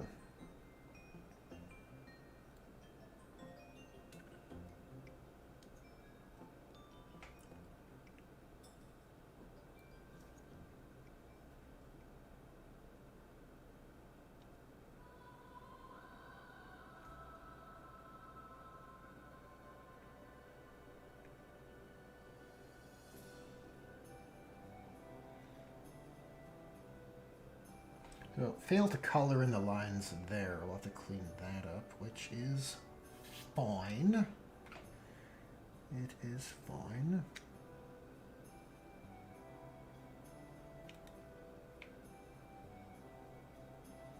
Or maybe just leave it and say it's an orc user error. No, it's a bit. I think broken edges would look better with regards to orc inaccuracy rather than large deviations like that.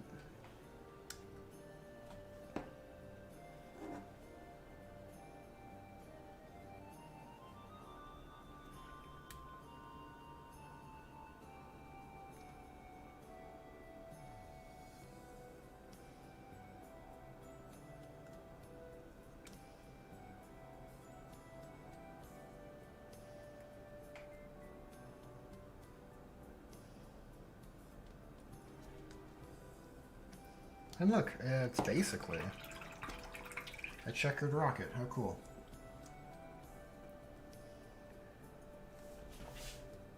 Not too difficult.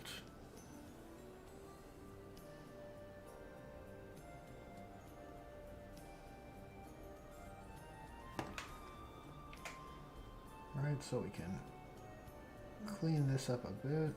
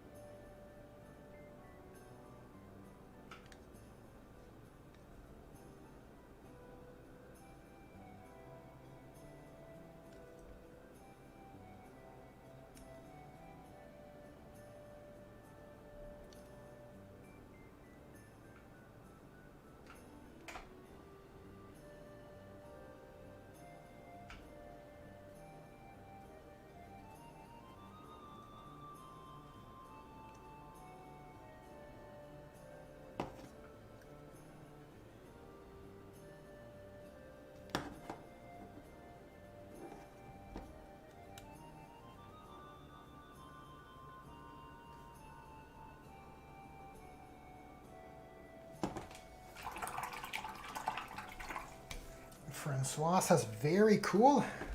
I appreciate that. Yeah, I think these checkers are pretty cool.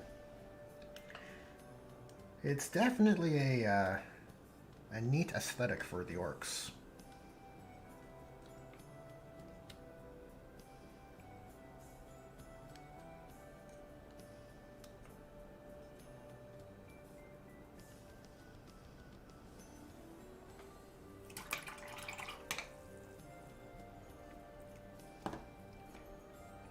Though I do feel the readability is hurting a little bit.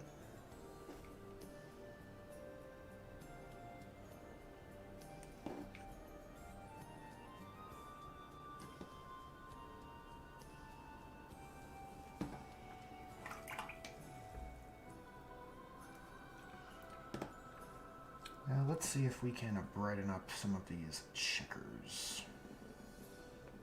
At least the top-facing ones.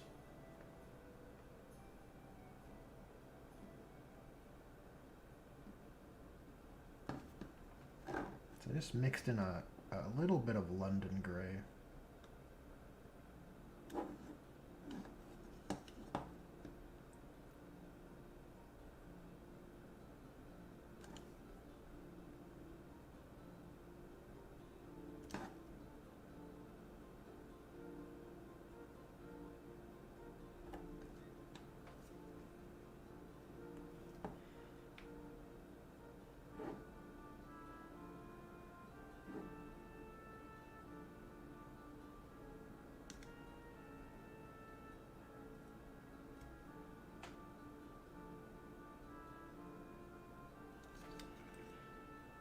Yeah, I do think the gray looks a lot better.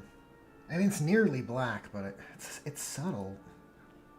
So I catch myself saying this. It's subtle, but it makes a difference.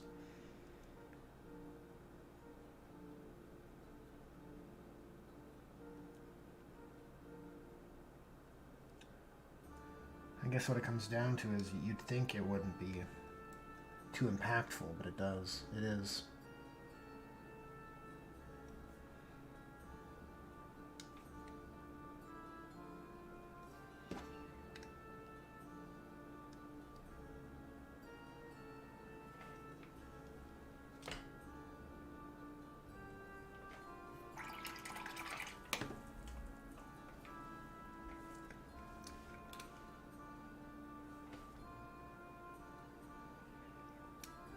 Okay, and I guess from here, we're gonna start painting some reds.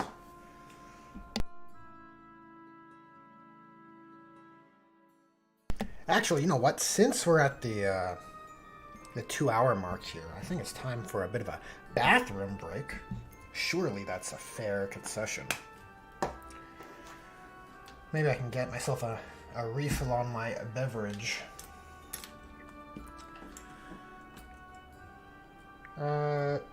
Alright, what does Francois say before I take a little break here at Checkers and a red nose cone, or how you know it's a super duper tank buster rocket? Hell yeah.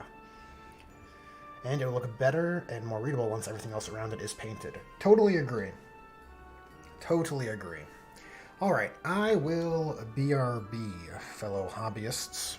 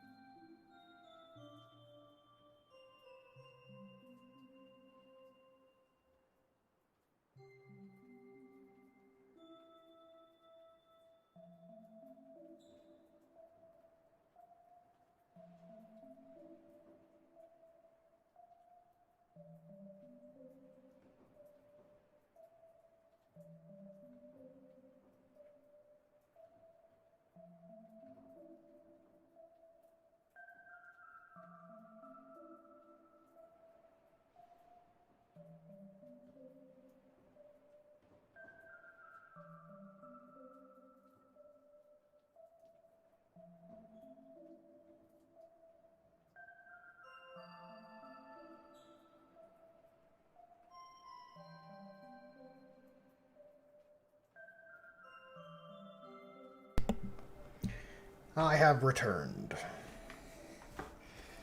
Francois asks, second rocket black with classic rogue trader red flames? Maybe. I'm not exactly familiar with the aesthetic.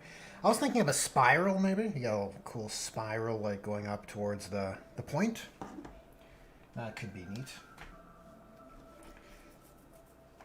Like a red and yellow kind of swirl. But if you have a model that you could send me as a reference, or you could mention in chat and I can look it up as a reference, that would be cool. I can consider a red flame pattern.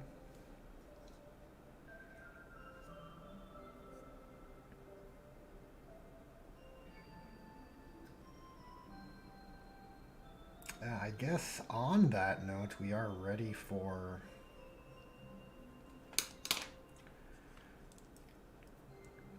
our red colors, eh?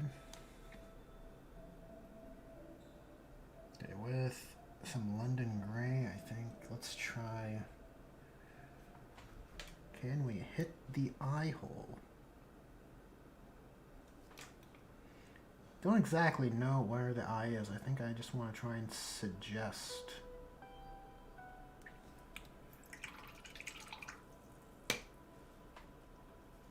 Just try and suggest that an eye exists.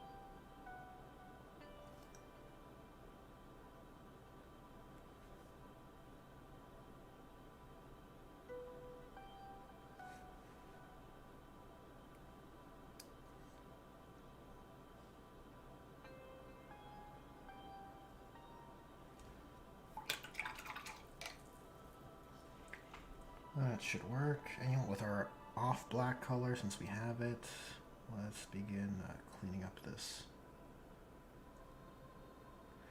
frame around his visor.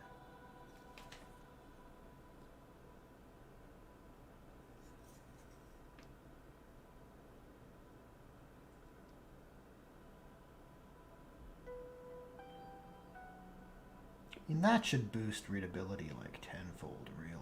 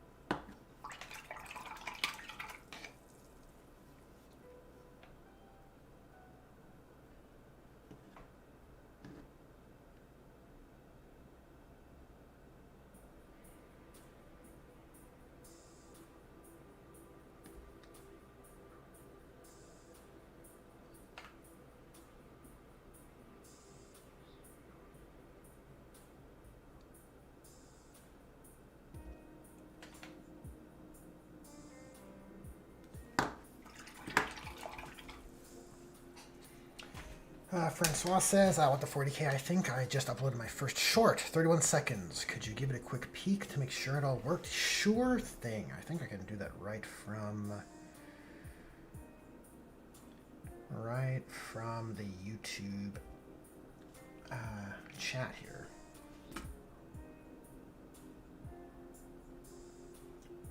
Let's say go to channel. I see it.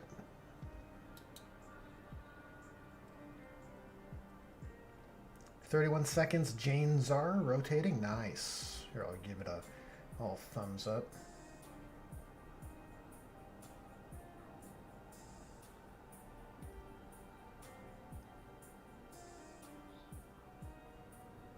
Nice, going with the yellow hair, eh? Bone color looks good.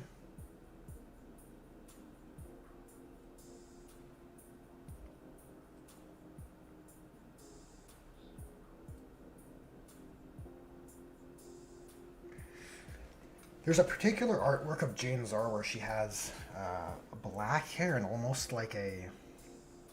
It's still an off-white, but it's not quite a bone color armor. It's more like a... well, it's just more blue. It's more cool, rather. And I do like that particular look. The black-haired Jane Czar is tempting.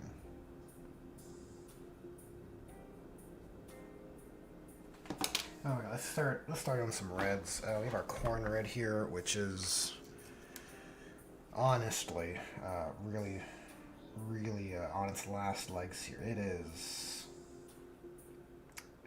more paste than paint at this point.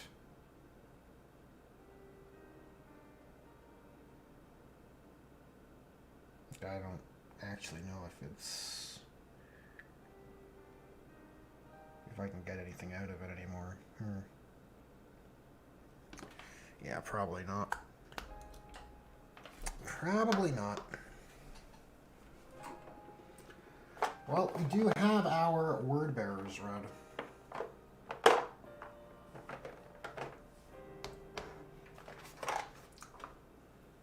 Would I be lying if I said I don't prefer corn red? That consistency.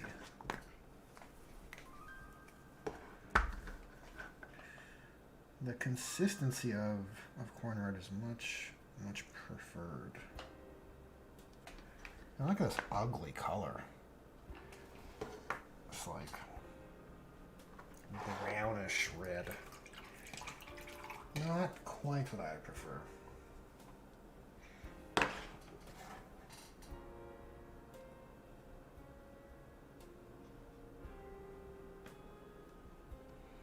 I'm going to mix in some black just to get a deeper, sort of richer starting point for our reds.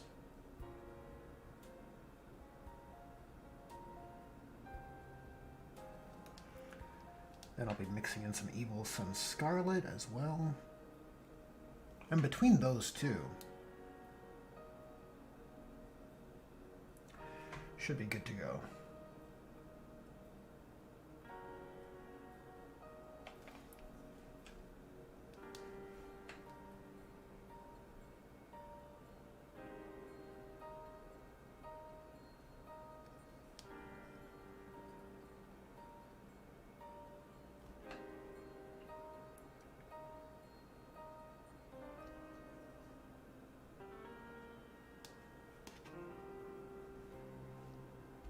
It's so much worse at a starting point, though. Look at how terrible it is.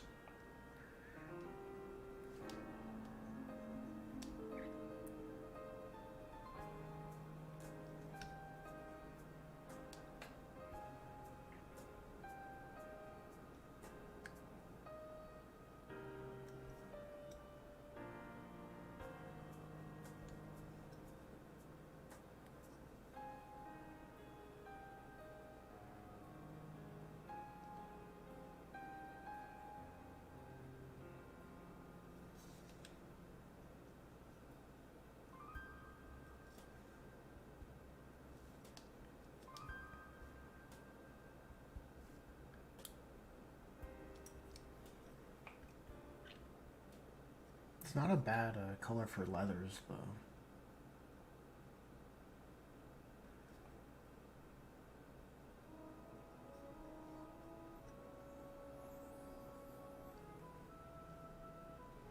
It is reminding me of the snakebite leather. That paint.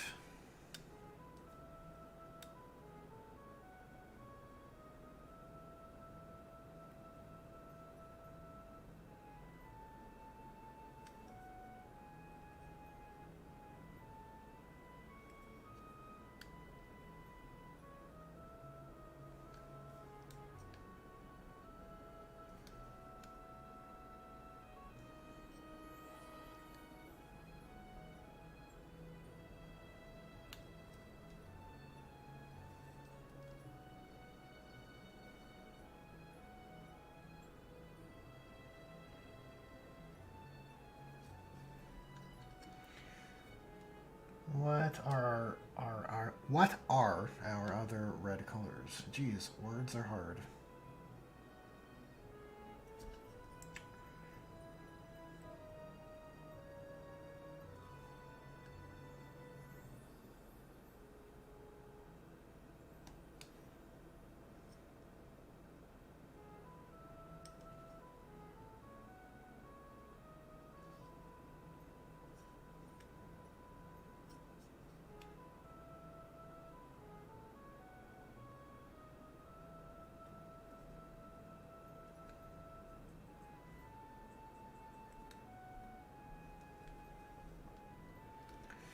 And the islands?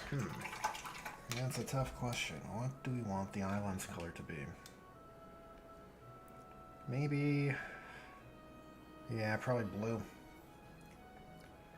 Probably blue.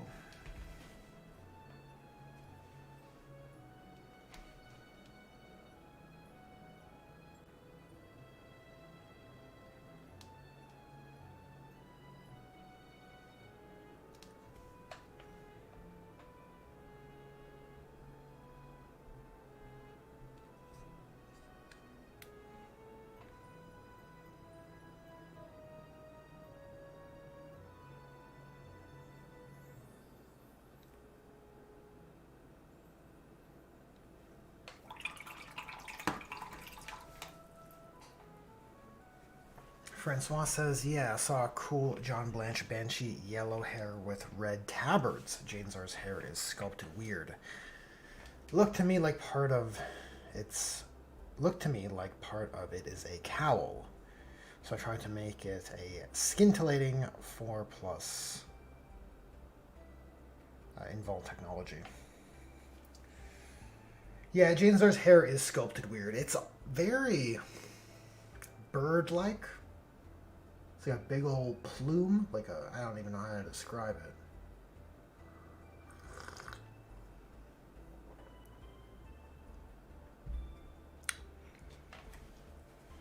Yeah, it almost feels like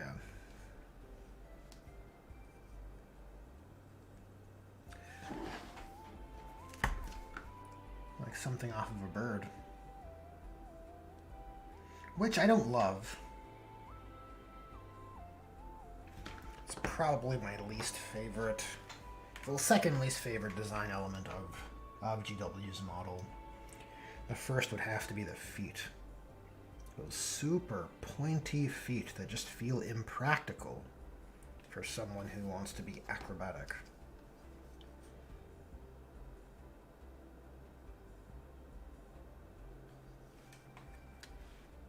Okay, applying the Evil Sun Scarlet does help. It's having the effect I suspected.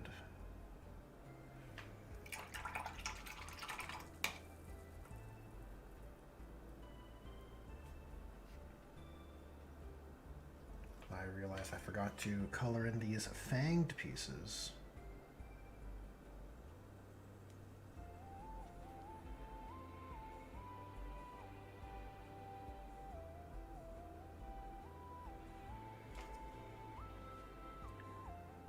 I mean, those are actually almost too small. Might have to switch to a smaller brush.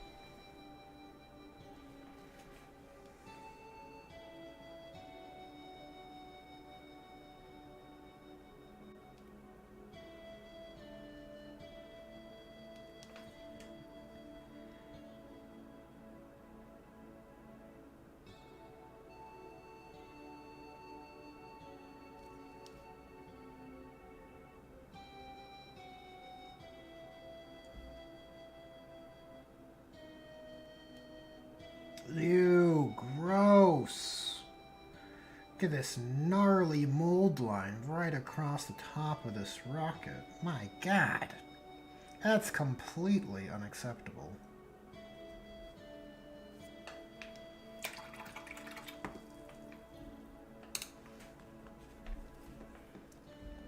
Okay, we're gonna have to just fix that. I will not stand for it.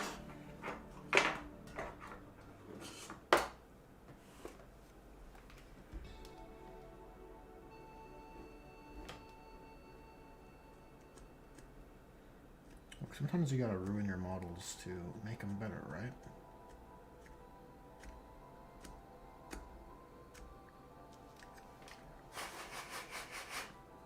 Francois says, yeah, it's like the plates and wires, or feathers and wire cables. Yeah, it's a weirdly sculpted, it's a weird aesthetic they chose. I don't think that's their intent. Like, GW paints it like it is a big old hairpiece, as per the concept art and, that we see of Jane Czar. So it's just a modeling choice, and I guess they just wanted to stay in line with the original Jane Czar sculpt aesthetic. But look, sometimes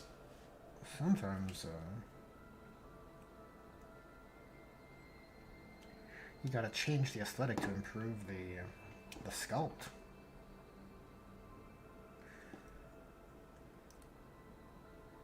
Like, they didn't seem to mind deviating the banshee hair aesthetic, which I think now looks better than it used to.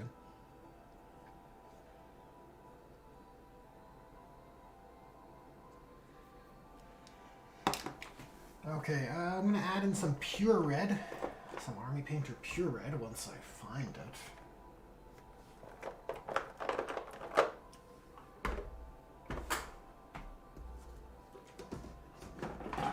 Whoops, no, we're good. No disasters.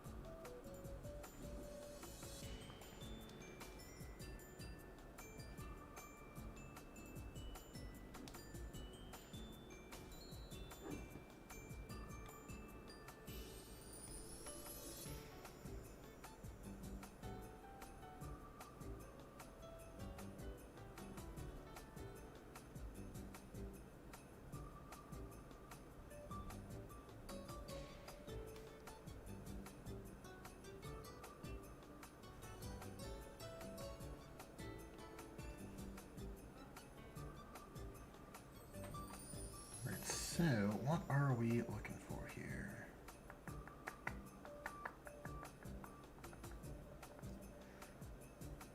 I guess we're looking to add more variation to the rockets. Well, is it necessary? Probably not.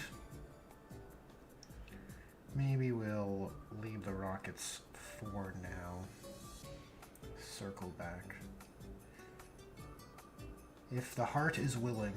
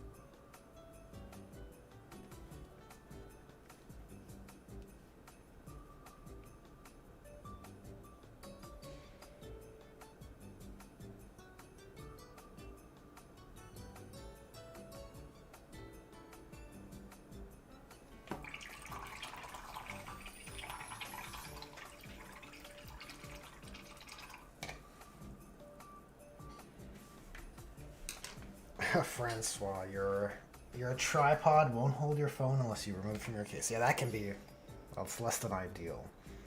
I have a similar restriction for my streaming setup here.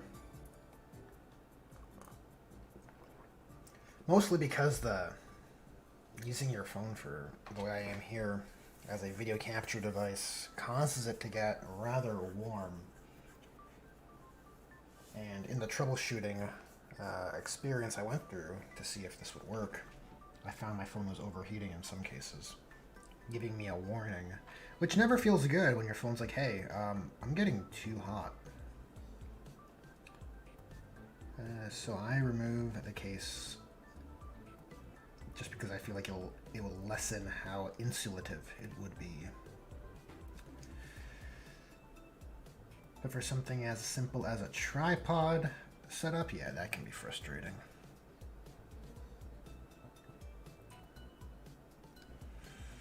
Certainly. Okay, mixing in some gray with this red mix I have here just to kind of get some muted, brighter values in this cloth, because we're going to wash it eventually.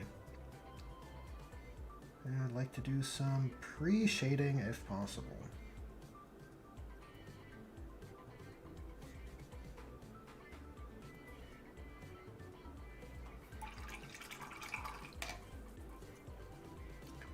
Okay, let's get back to our blue blending. This lightning bolt's gotta be blue.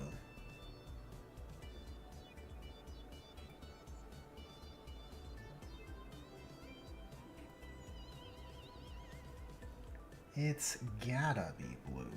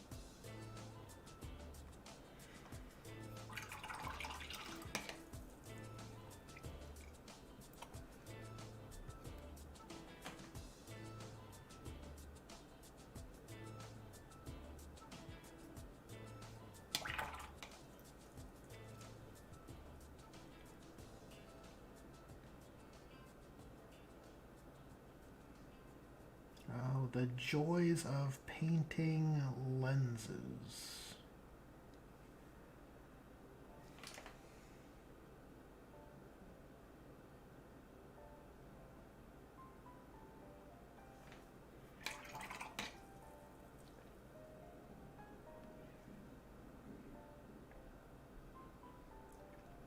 I don't know if you guys heard that, but my apologies. My tumbly is a grumbly.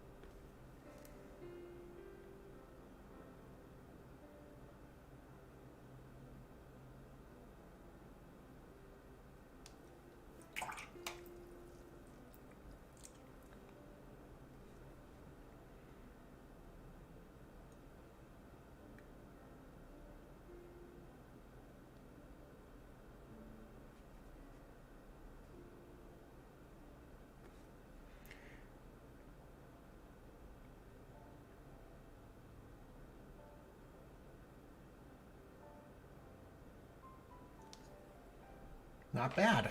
Not bad. Now, I was skeptical whether or not this brush would be adequate for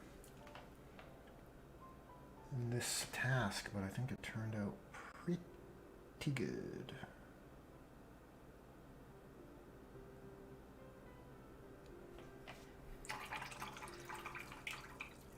It's a bit out of focus, though.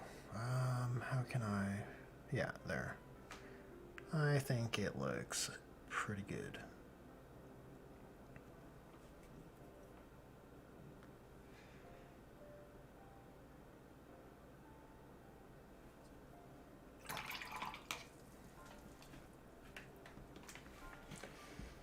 Francois says the tripod thing has a pretty nice little LED spotlight, but now I gotta figure out how I'm gonna plug that thing in without removing it every time. Yeah, developing your workspace takes a bit of trial and error until you find something you're satisfied with.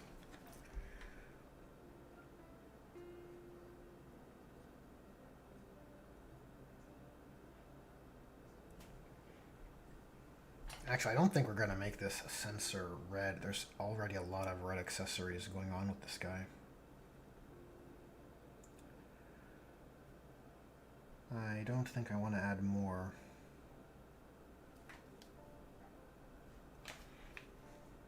Okay, let's do the second islands. The one on his helmet. Or I guess it's more of a mask than a helmet, right?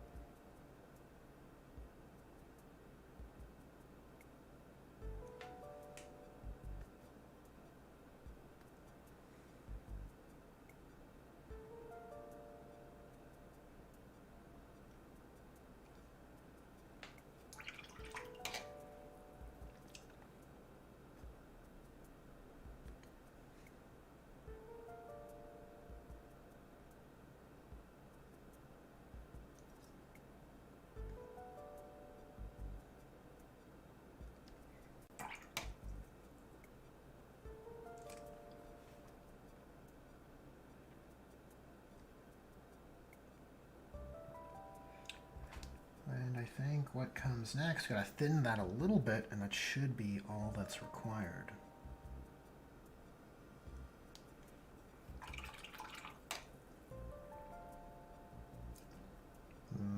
Might have over-thinned it a bit. Oh god. Oh,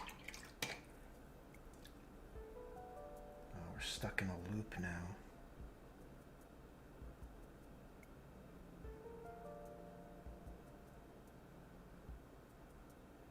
I mean, or I can just stop stubbornly using this brush.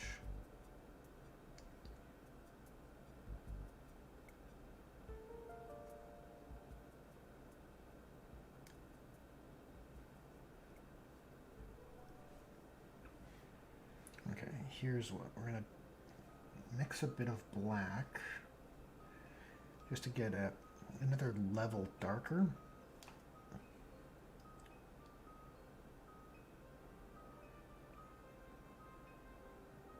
Apply it to that edge, and we'll come in with the other brush with a near white and just dab the corner.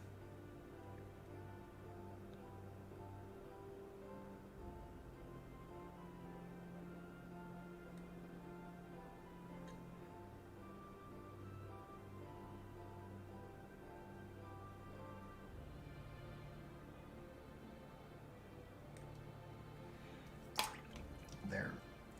That's the one we'll use. Then we'll erase the other one.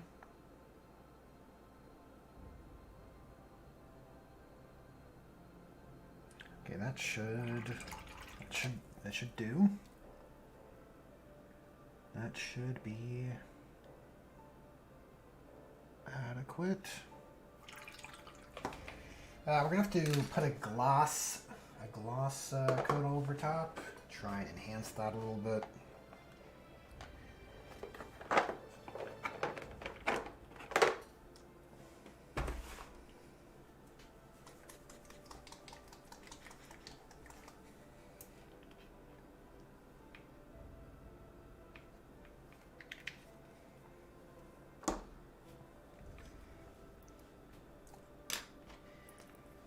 Francois says, yeah, it's true, I'm almost a boomer. Hey, nothing wrong with almost being a boomer, okay? Let's throw that out there. What I want to try and figure out is, well, not figure out, but I'd love to establish a setup for just turntables. That's what I would like to do. On the to-do list, maybe that could be a New Year's resolution.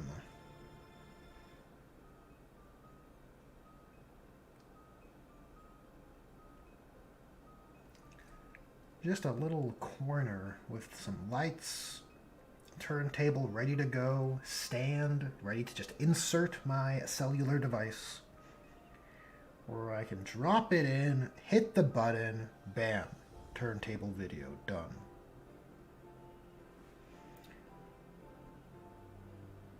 That would be convenient.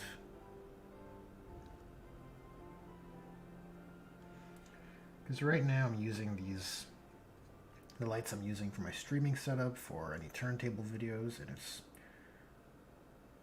like I've finished models that are, you know, in my opinion, for me, painted to a high standard. But I haven't done any nice turntable videos for them because I'm too lazy to take down my lights and put them back up, and like just to do that whole process just to get footage for the turntable videos.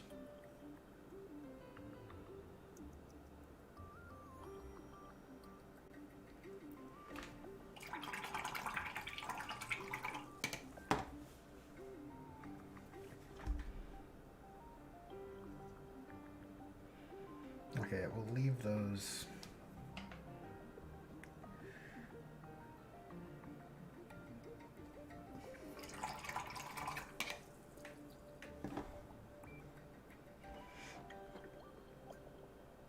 Okay, what colors remain? We have a bit of yellows to do, and of course our camouflage colors.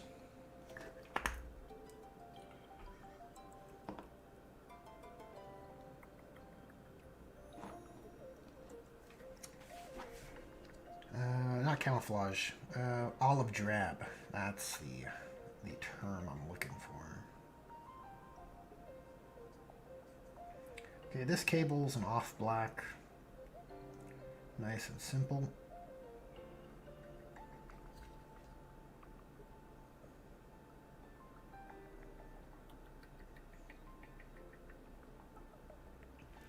The other one will be yellow, and I suppose we should start in on the olive drab colors with Castellan green.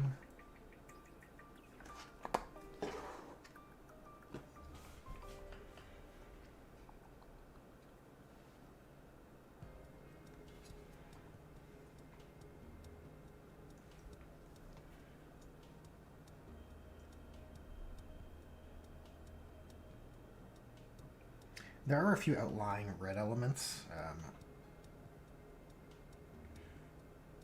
Maybe the grenade on his hip. The stick bomb, I don't know if I should make it red. Maybe it should just be a black. A black casing over the explosive, over the warhead. Over the bomb itself.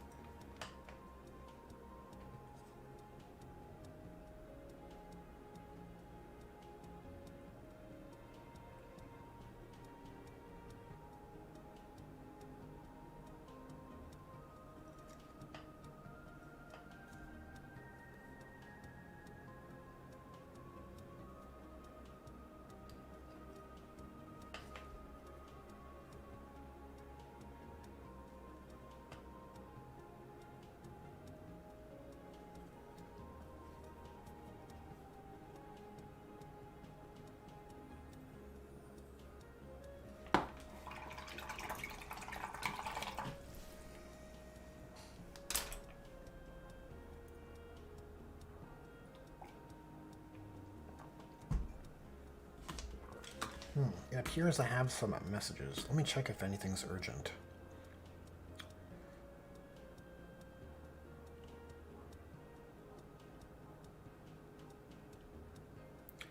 doesn't appear to be.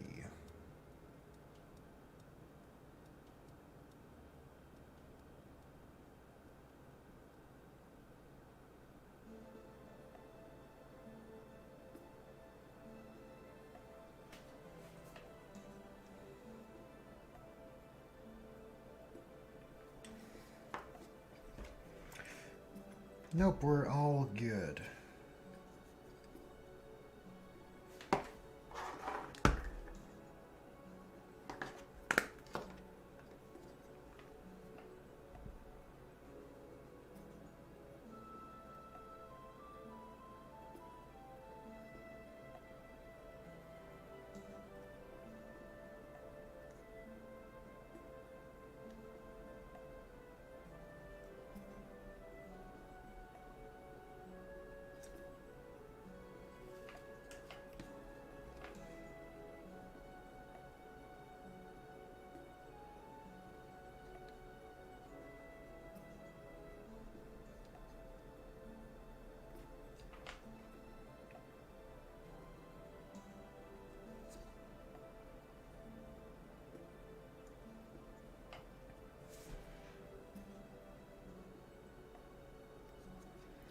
That knife handle will need something as well. Not sure what to go with yet.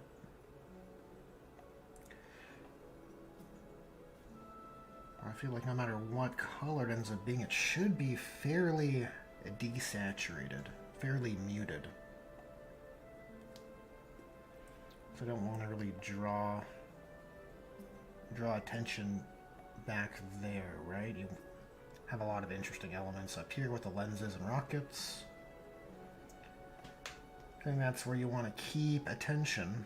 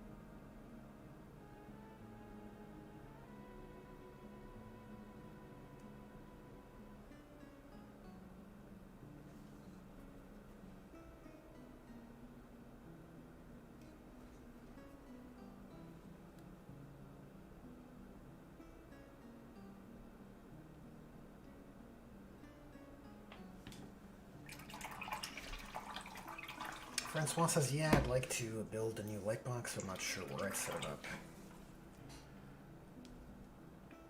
Yeah, very much feeling the same sort of constraint. Well, I mean, I know where I'd set up my light box. It's a matter of picking up some lights.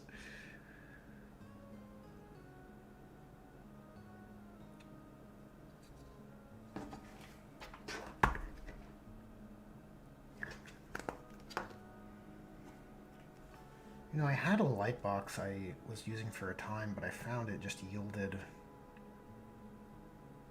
worse photos than having two separate lights that you could control. Now, I don't know if that's just a limitation of the particular light box I bought, that maybe it wasn't good enough quality, maybe. but I feel having two lights you could have on either side of the model,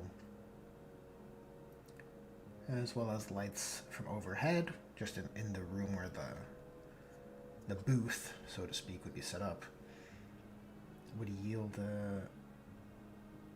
better photos.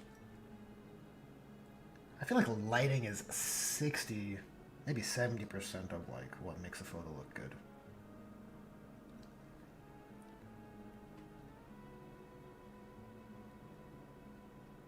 I mean, lately I've just been defaulting to taking pictures of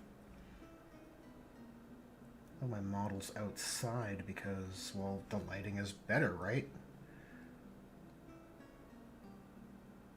So you use the lighting from a natural skybox.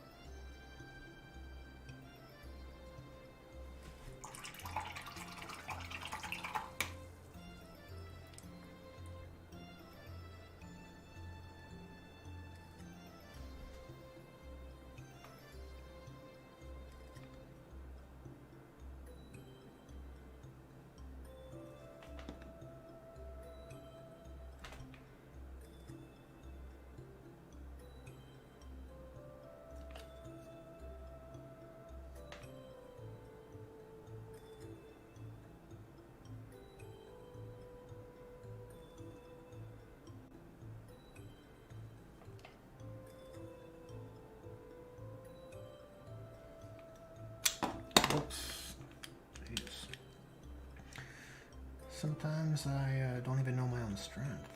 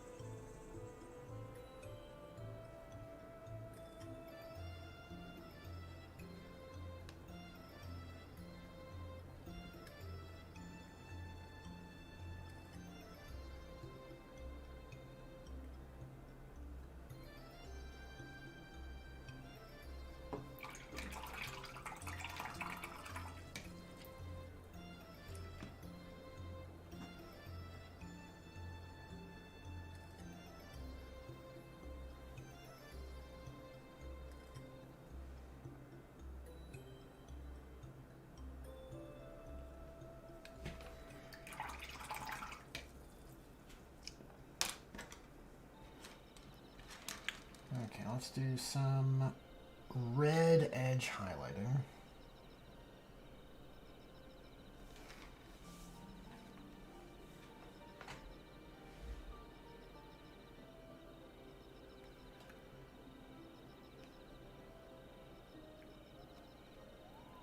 These box, the elements are especially in need of it.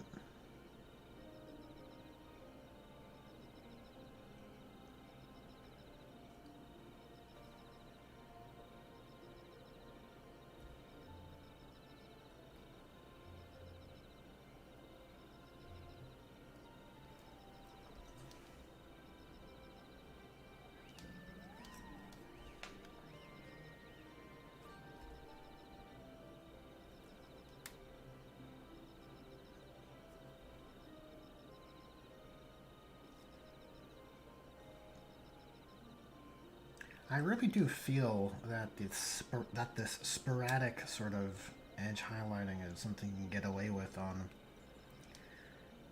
non-centerpiece characters, right? Or models, right? Like this is a model that's an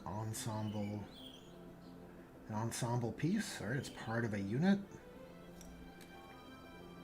And then you just pick a few choice accessories, give them some edge highlights, and that's sufficient.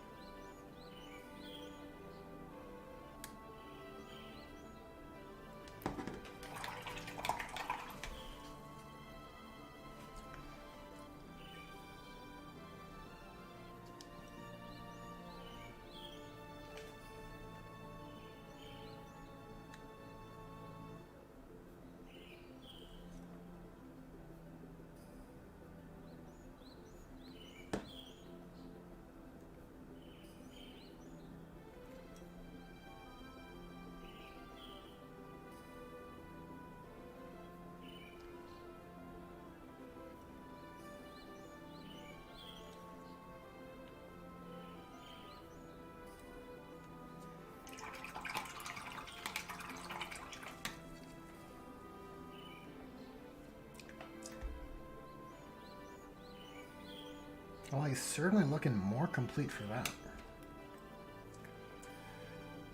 Let's get some dark sea gray, mix in with some blue, and just to create a very muted blue.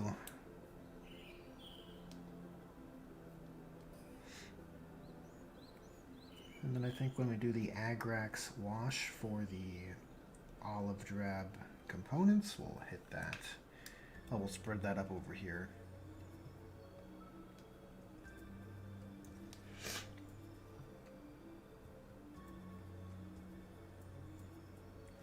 Which should be sufficient.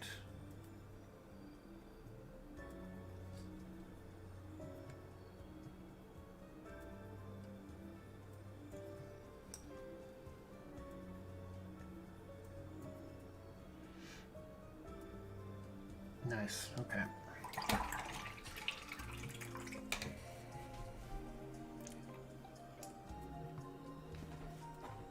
Let's clean up this targeting sensor.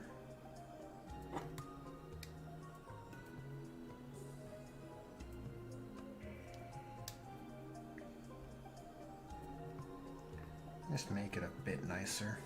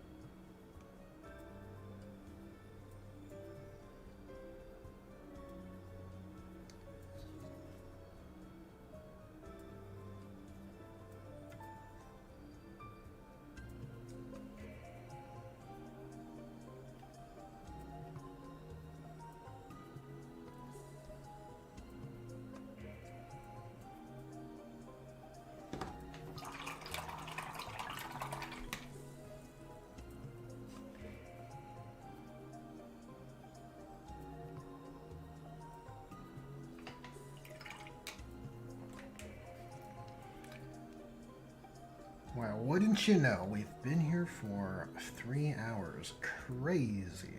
Crazy. Alright, next up, Strack and Green. We're layering up those olive drab components. I might have took a bit too much out on the palette here.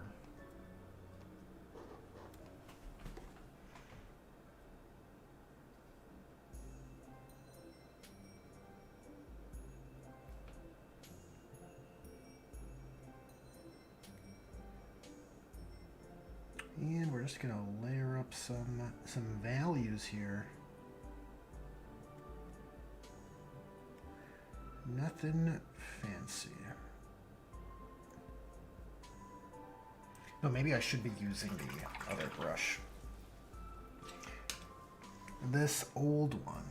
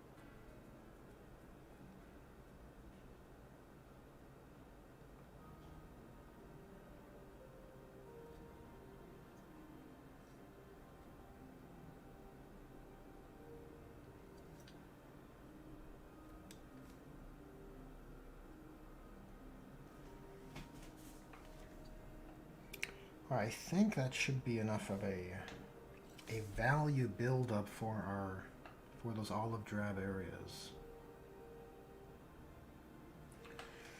So probably we'll just go in with a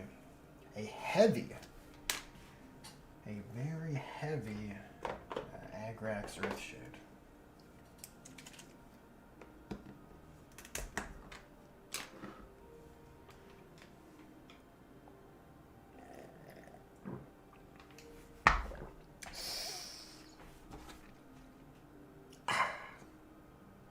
Refreshed. Okay.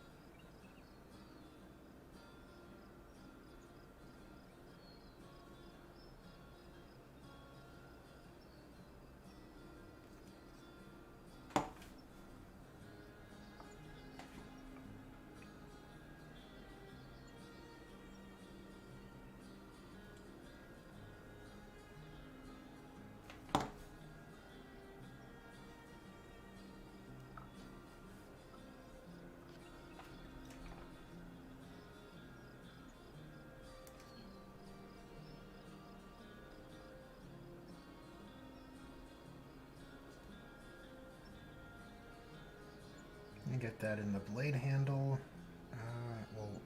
We'll come back to this wire. It's not crucial to do that right now.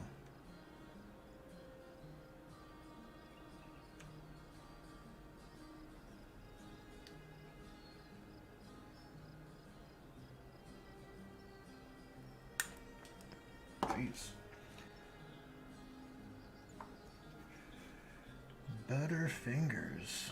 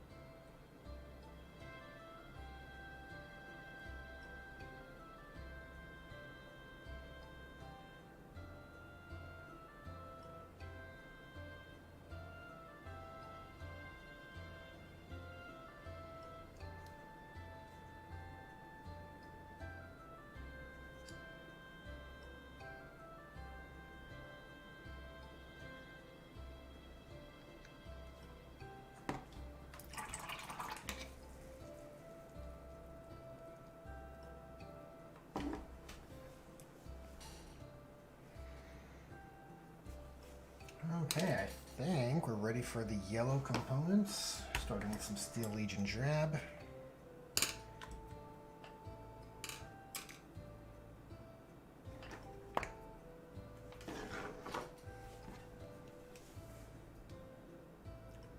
So we're going to go for a hazard stripe pattern on this cable, which we'll start by just making it all yellow, and then we'll just break it up with some black stripes.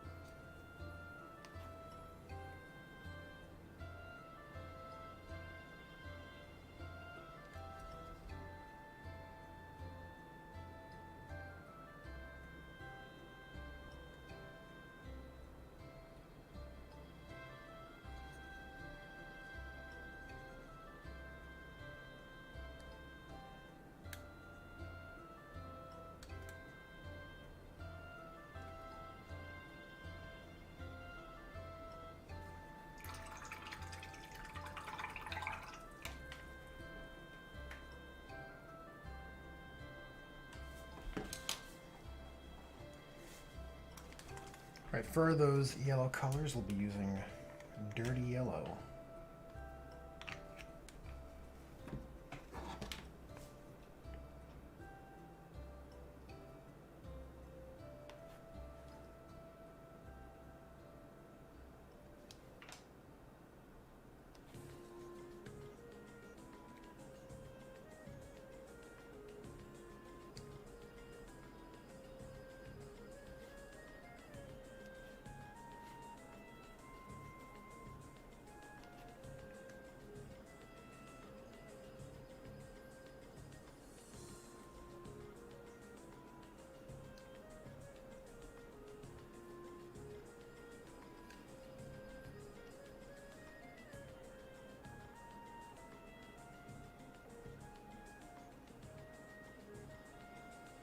It's probably going to take a few coats here.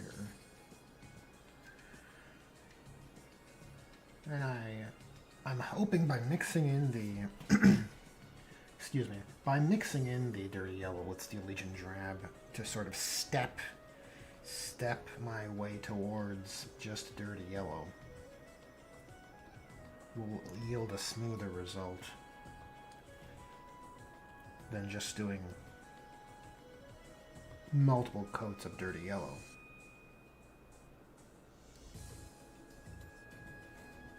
I feel like surely that would be the better way to go.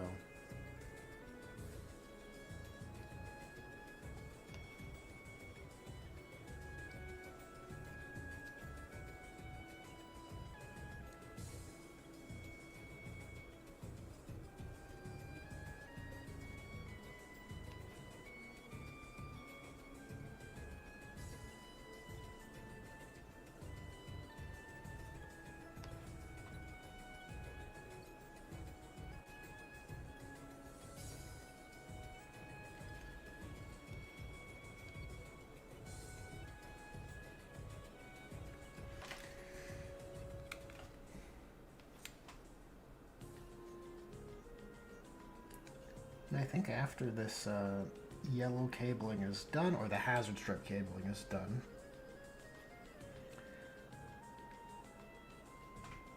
the model will be pretty much done but for the base. And at that point, I think we're going to wrap up this stream here.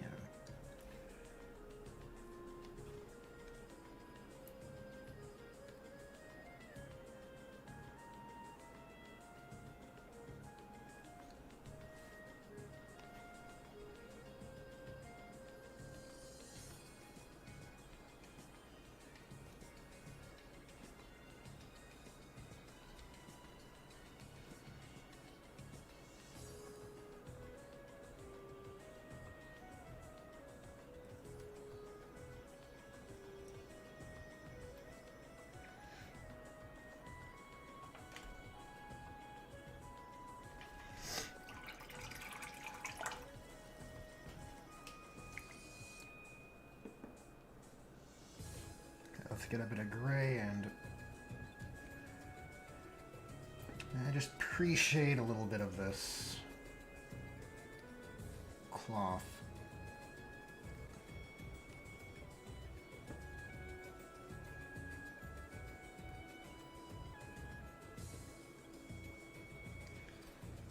Just some extra brush strokes to kind of sell that texture.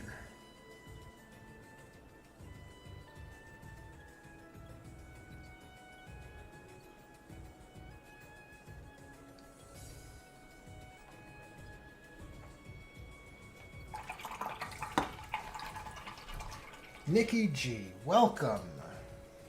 I appreciate the check-in. The work's going pretty well. This Rokkit boy has come along. We got nearly all the accessories done. Just working on the cabling now. The lenses look... I'm particularly pleased with the lenses, but I don't think the camera is exactly doing justice for them. But yeah, I think it came together fairly well. About to begin the hazard striping. But while I got the more accurate brush out, maybe I can do a little extra component edge highlighting here. Just on the separation of the warheads. I can't help but feel this would, it's a pretty key detail for the model. Probably worth the effort to pick them out.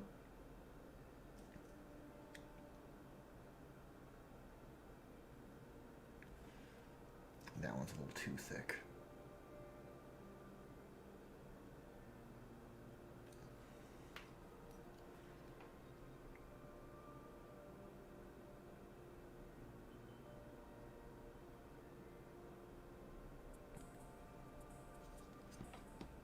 Yeah, just a... oh god. It's too much.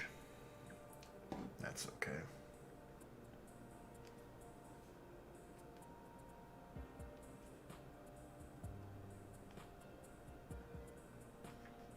It is, in a way, easier to dial that back than to build it up.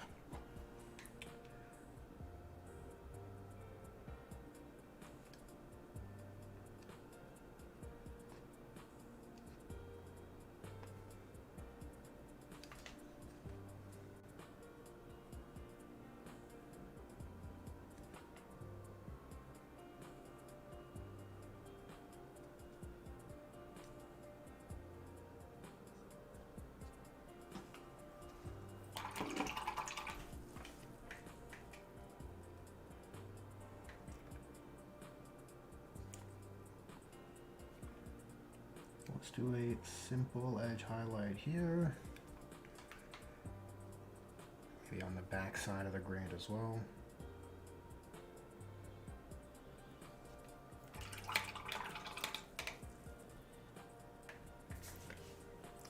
Okay, and as for the hazard striping itself, I'm gonna need a little bit more black paint.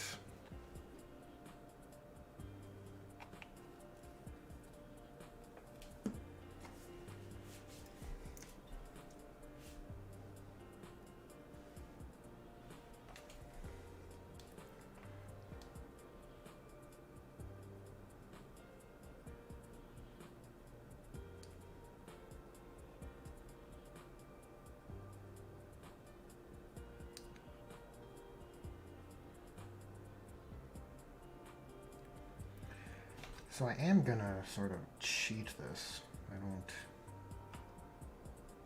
I don't particularly feel like making sure it wraps around correctly.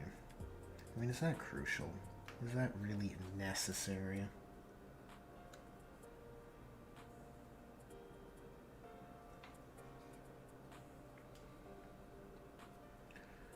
I don't think so.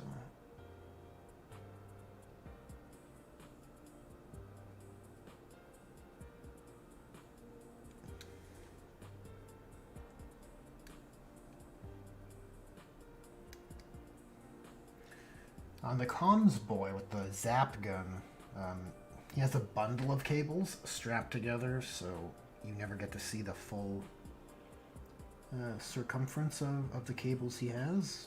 So on his hazard stripe, you get a bit of an easy out.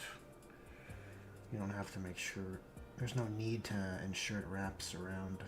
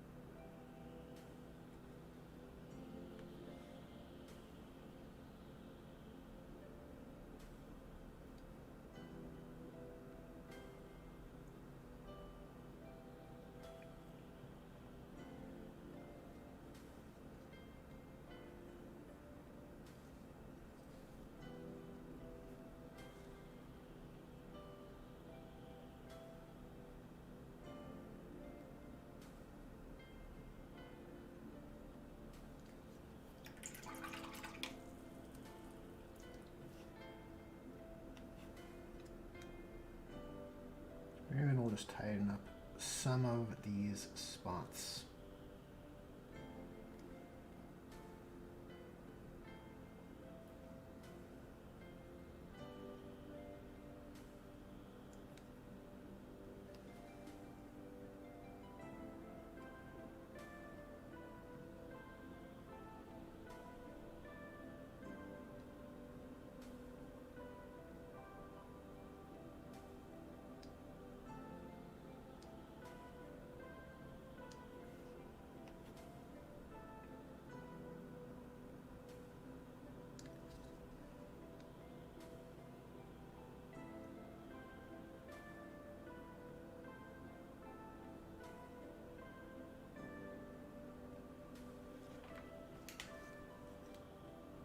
Yeah, I think that should be sufficient.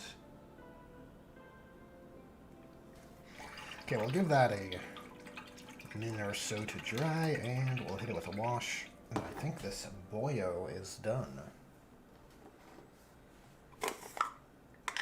Ugh, quite the stream, quite the stream. Well, I am certainly feeling hobby gassed out. But the good news is the next step, future streams would be just basing for these two guys. Though I do want to, I mentioned it earlier in the stream, I do want to smooth out the transition between his foothold here and the base itself. But that can always be done ahead of time. One area. One crucial accessory we need to define are the yellow patches on his wrist.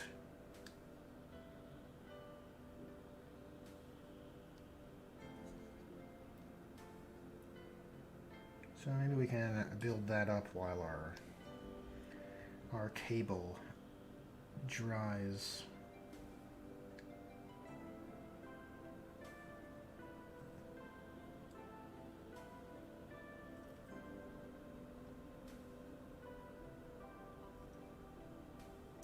It feels like a fairly productive hobby flow, right?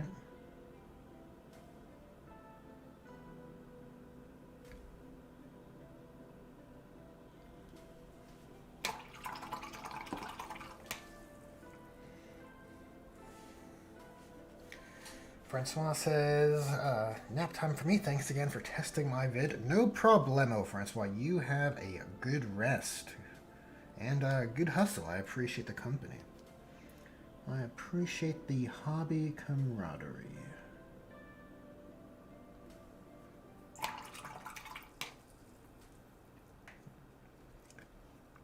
Okay, we'll do another coat of dirty yellow mixed with a bit of Steel Legion.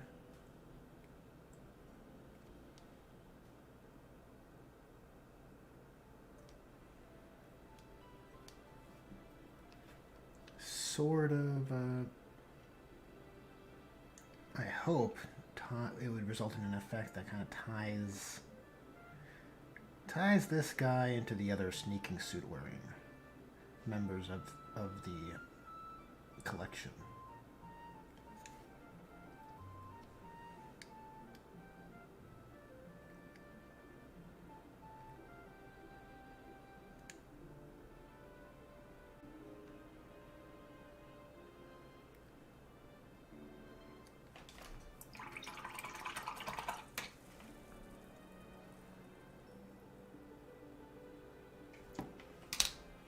Okay, Agrax, let's go.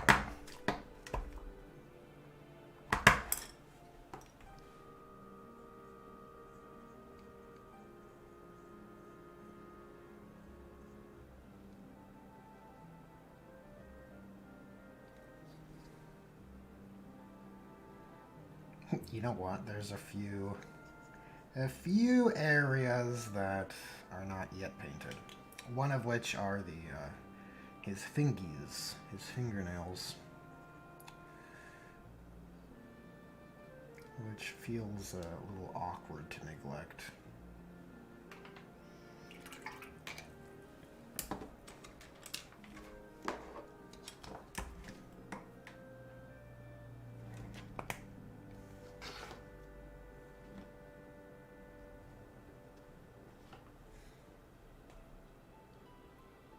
It shouldn't take too much effort just to dot them in here.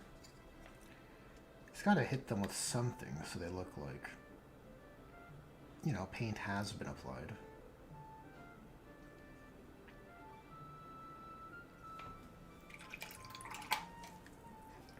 The plain Incubi Darkness is just too close to black.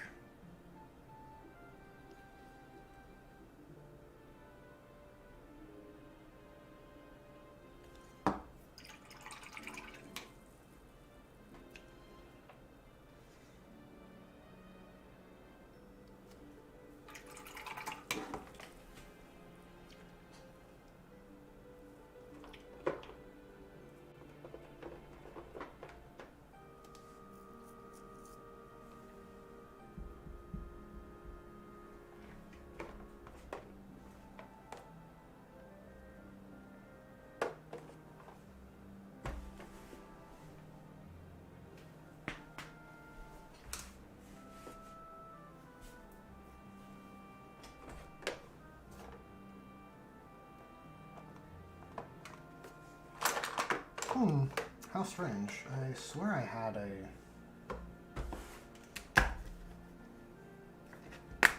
an army painter bone color. Well, we have this old screaming skull we can use instead.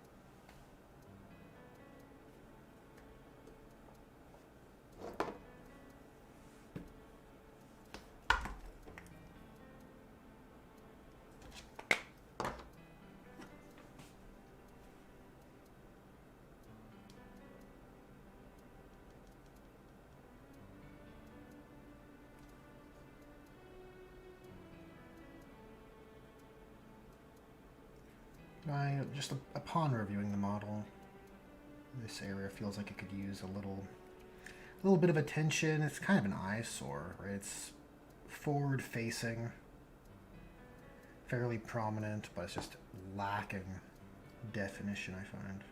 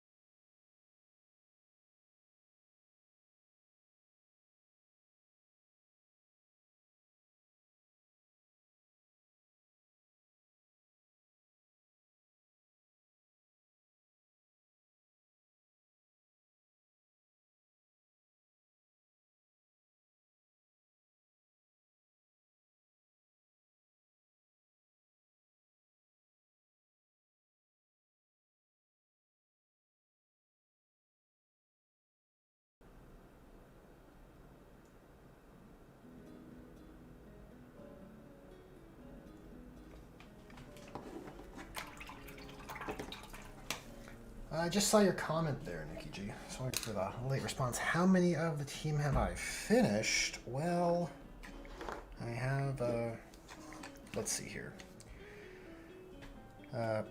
Comms Boy is basically ready, but for his base. And the Rocket Boy is more or less there as well. We have the Daka Boy here, who's, I would say that's table ready. Look, the base needs to be rimmed, but that's like a negligible thing to do. I'm not really gonna count that as a task. Burna Boy's looking pretty sharp, I think. Yeah, that blue pilot flame is definitely the way to go. And we have the boss. Whoops, the boss knob here. Not Big Boss. No, he's too powerful for the squad.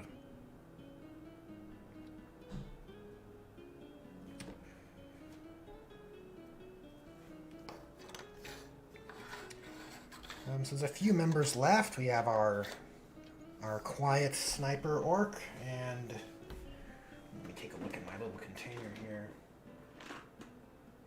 Maybe a custom bomb squig, the distraction grot, and the breacher ram guy. Ah, you saw the blue pilot flame on Instagram. Neat.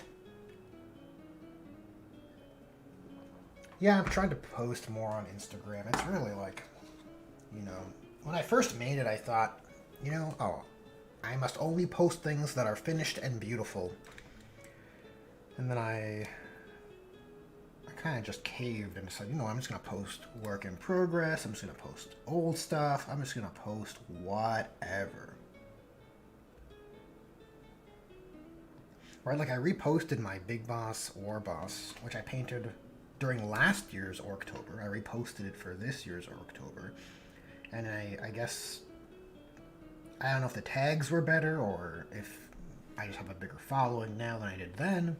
but it hit the algorithm in a much more substantive way. And now it's one of the most engaged with things on my Instagram. Funny how it works. Well, the cable's looking really nice after that wash, but unfortunately, I gotta clean this up. At least a little bit. I really love how you start with a dark metal, heavy gnome oil wash, and you go back in with your light metal with a really kind of knackered brush, and you get this really nice worn, scraped texture on the model. Looks really nice.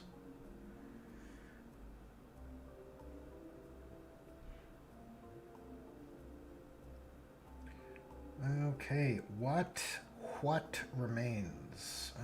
Let's see here. We got some gray on the palette still. Let's try and let's do a little bit of edge highlighting on the front of this.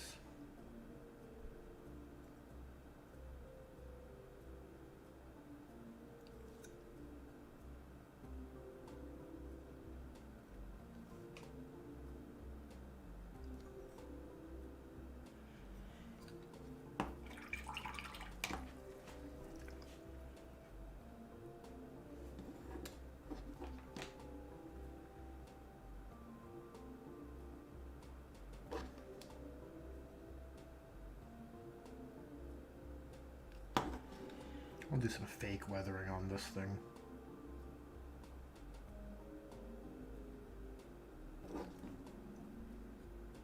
It's scratched and scuffed.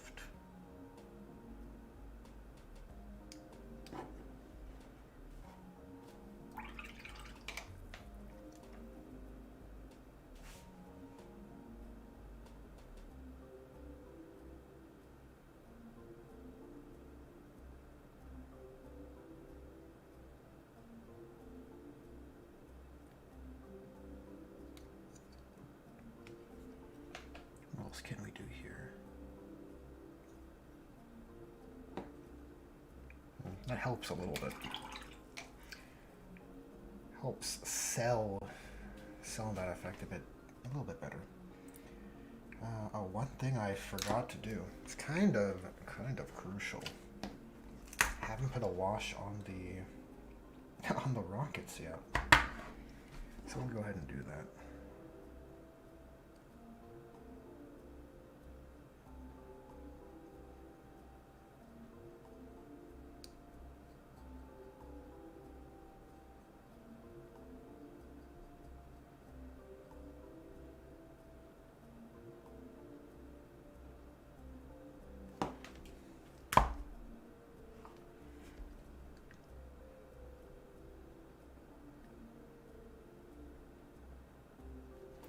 Might help sell the freehand as well, right? Just add a bit of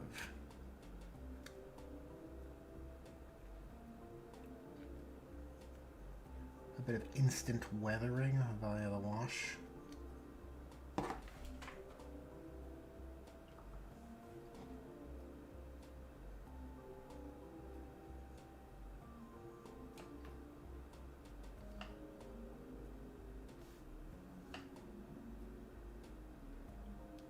I think it's already looking better for it. Alright, I said I would stop before the basing, but we've come so far, okay? We've come so far, and for the sake of the thumbnail, for the sake of my before and after, I think I want to at least get the orange and black areas of the base filled in. So the recipe is a Wild Rider,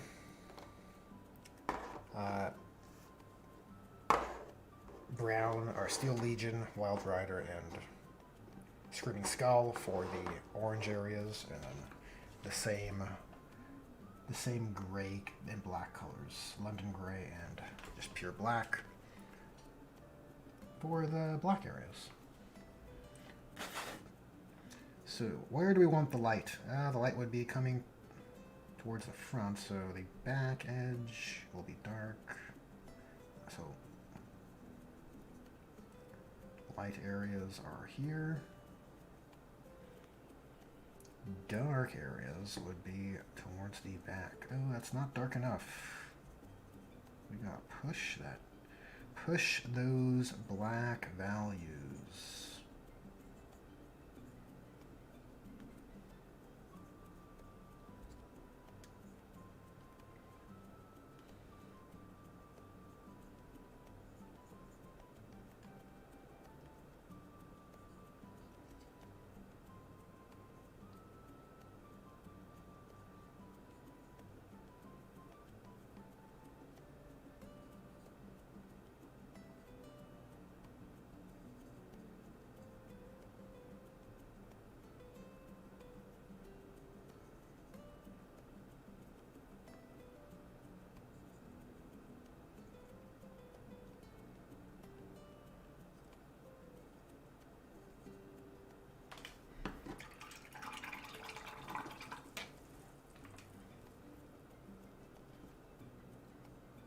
And with pure black, let's just darken.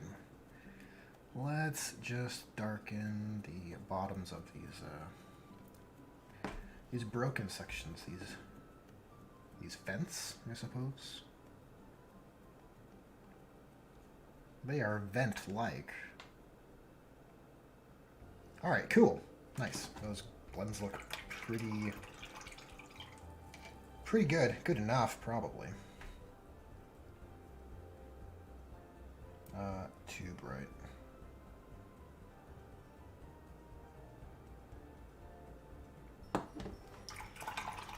Jerry Sanchez. How's the painting going? Pretty well. We had a pretty lively stream, and then it got quiet for a good beat, and then, yeah, I was kind of getting ready to taper off here, but I wanted to finish the bases on this guy. Just doing the black areas, just got the blends in, and now I'm going to begin the Wild Rider Steel Legion, the orange areas, basically. The orange areas use a mix of Steel Legion and Wild Rider.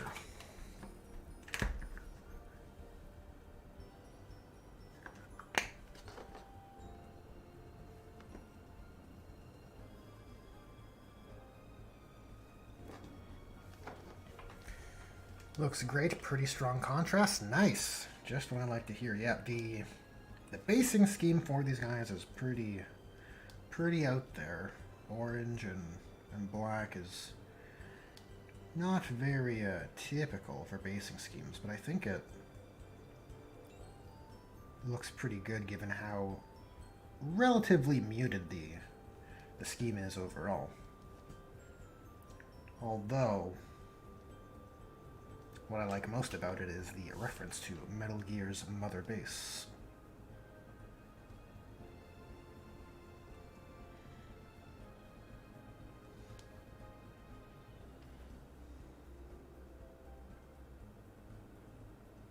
Oh no, I've ruined it already. Actually that should be okay. I'm gonna paint these sides anyways.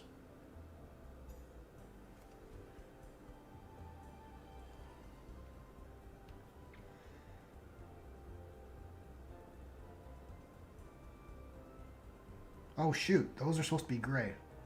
Just the large, the raised sections should be orange.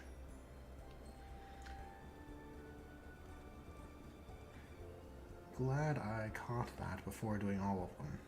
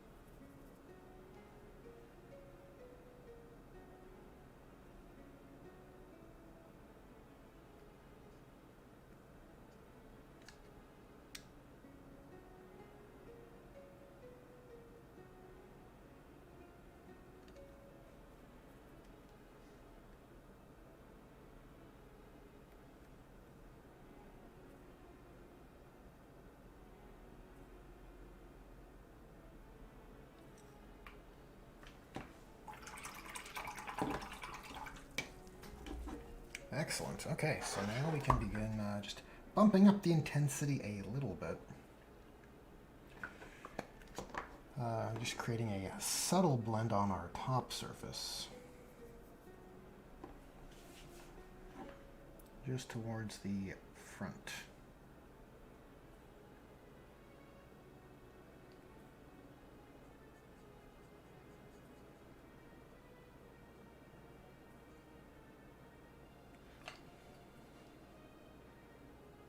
That crucial second layer, just doing work. How about that?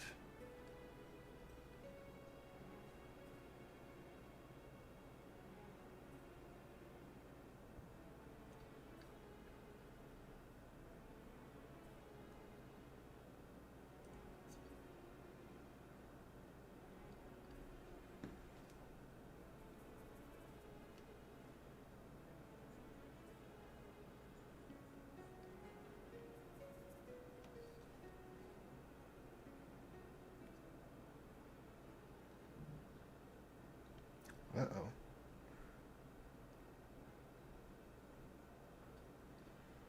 Bit of a smudge there. A bit of an oopsie daisy.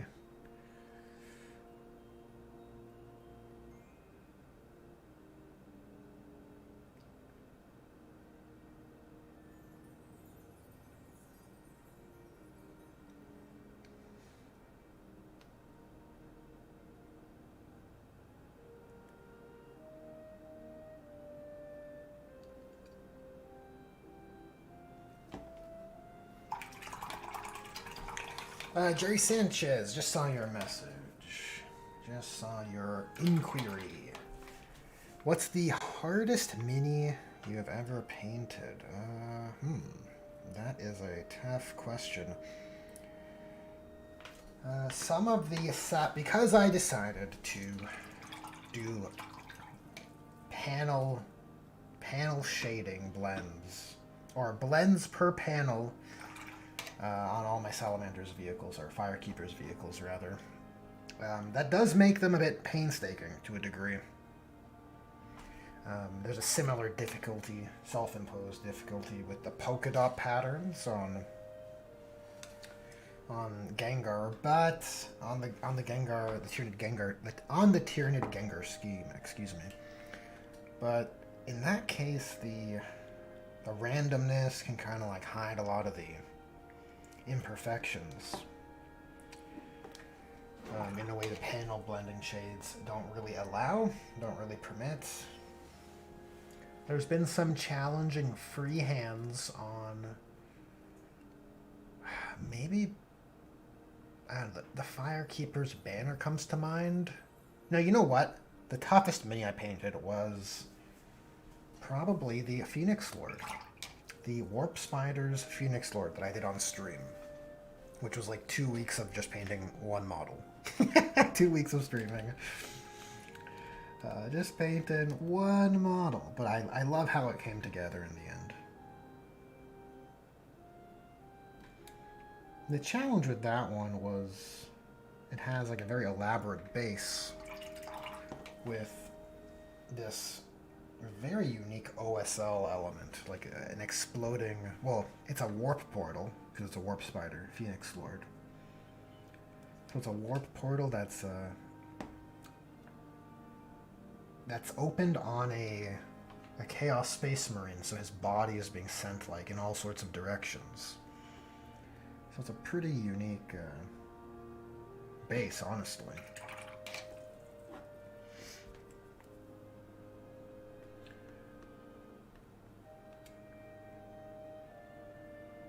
But it's too cool not to. Like, you have the option to build that model just without the exploded Marine.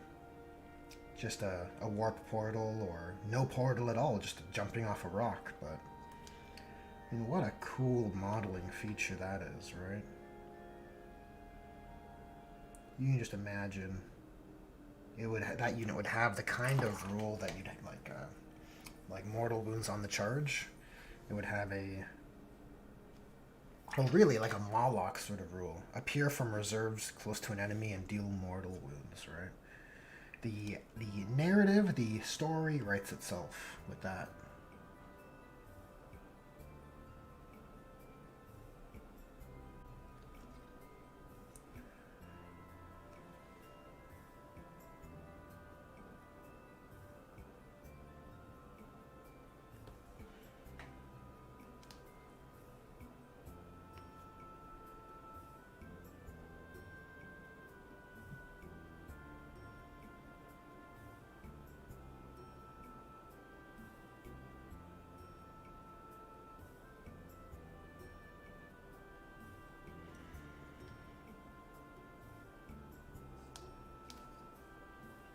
Alright, so the orange sections seem to be adequately defined at this stage. I don't think it's bad. Let's use up some of this dark sea gray. Oh, is it still alive? Are we all out? Oh no. Okay, here's what we do. We do have some off-white. We'll mix with the London gray. Kind of back engineer our way to dark sea gray, or at least a close approximation. Oh god. And what I want to do is just fill these in.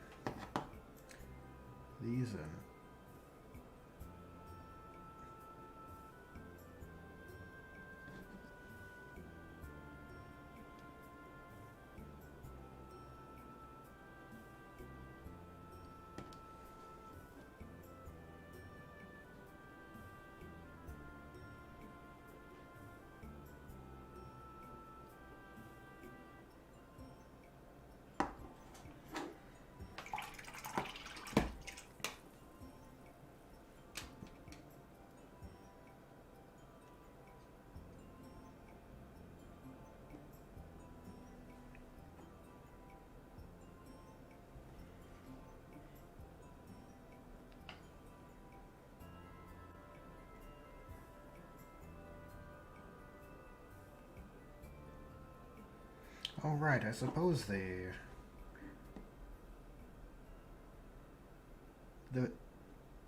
polite thing to do in this situation would be to ask you, Jerry, what's your answer to that question? What's the hardest mini you've ever painted?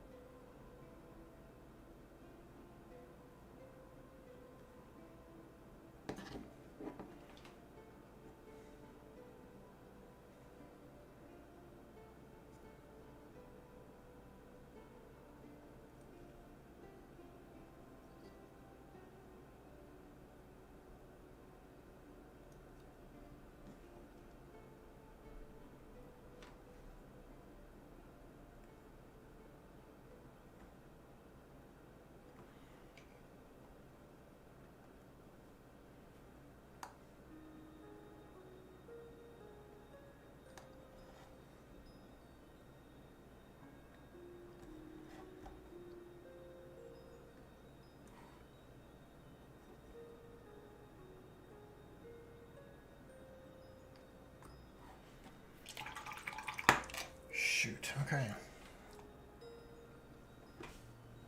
And now we'll just clean up those blemishes in the vent base. Perfect. And I think we're nearly ready to wrap up. Nearly. Just gonna add some metal color, just a little bit.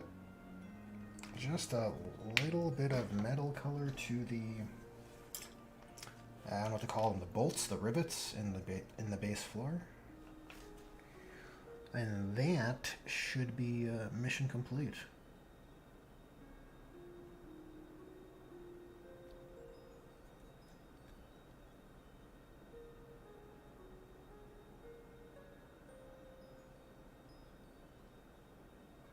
Well, aside from the obvious cleanup from my terrible accuracy, right? Aside from that.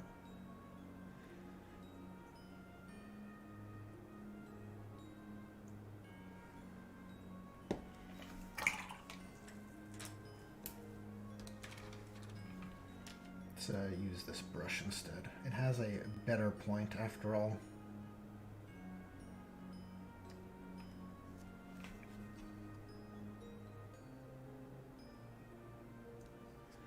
It has a better point and a wider body, which I suppose is better for this task.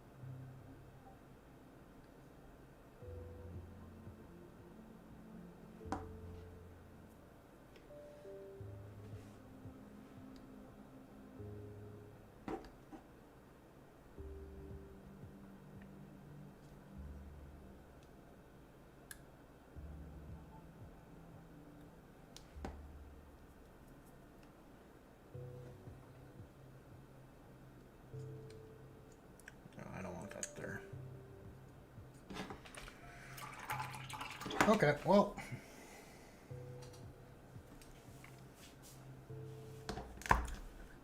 Might have to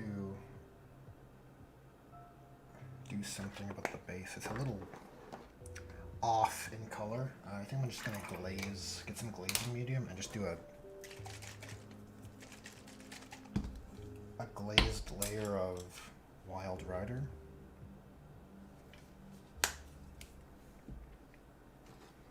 And see if that can remedy the situation a bit.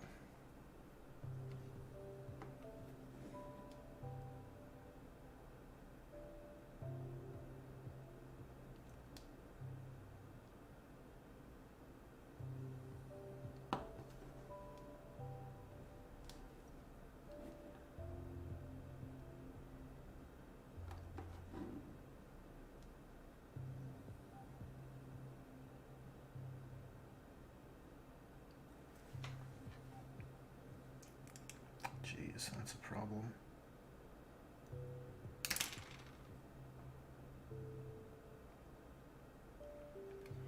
A major issue.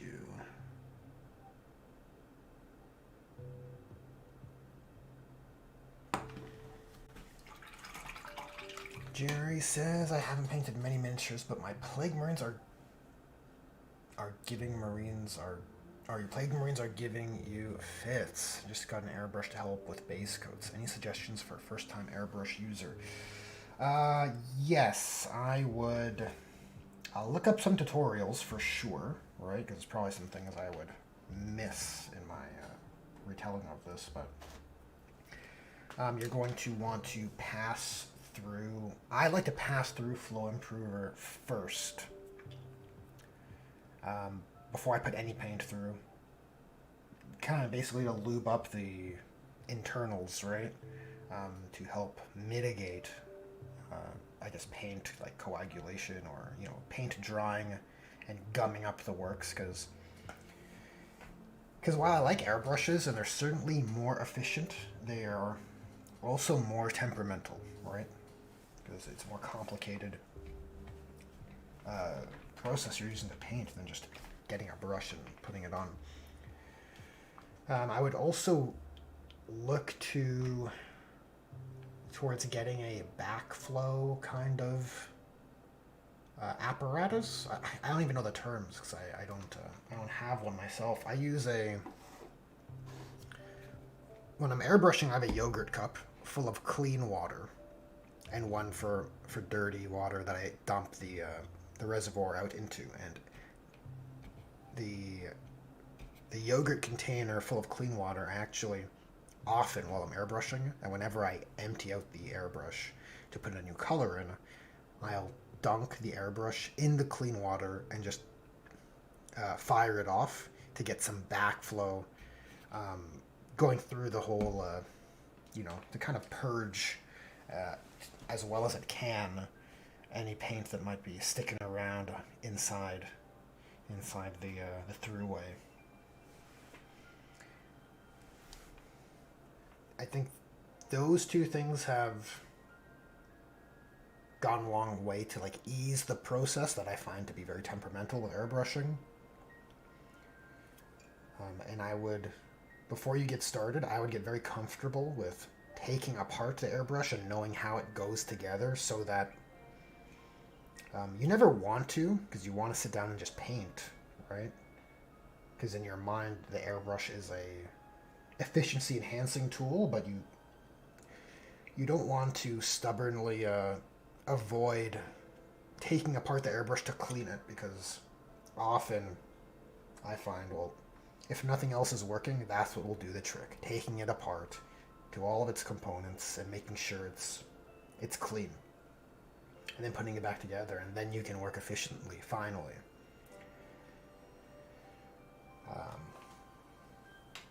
Yeah. And I guess have a mask or a booth, or spray in a well-ventilated area like a garage or something. Those are, I guess, my general tips in no particular order. Okay, the glaze is semi-dry, and it, color-wise, it's kind of not, kind of is. It's probably closer to the knob and the Dakaboy. Maybe the Dakaboy actually needs to be desaturated a little bit. I think this is reasonable. I think this is good. May have to sleep on it, as you do, to get a proper evaluation. You stare at something for so long, it kind of becomes a little hard to be objective. But I think this guy's looking pretty good.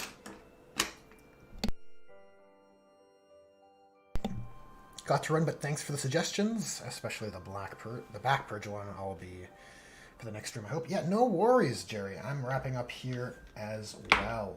This was I am tuckered out.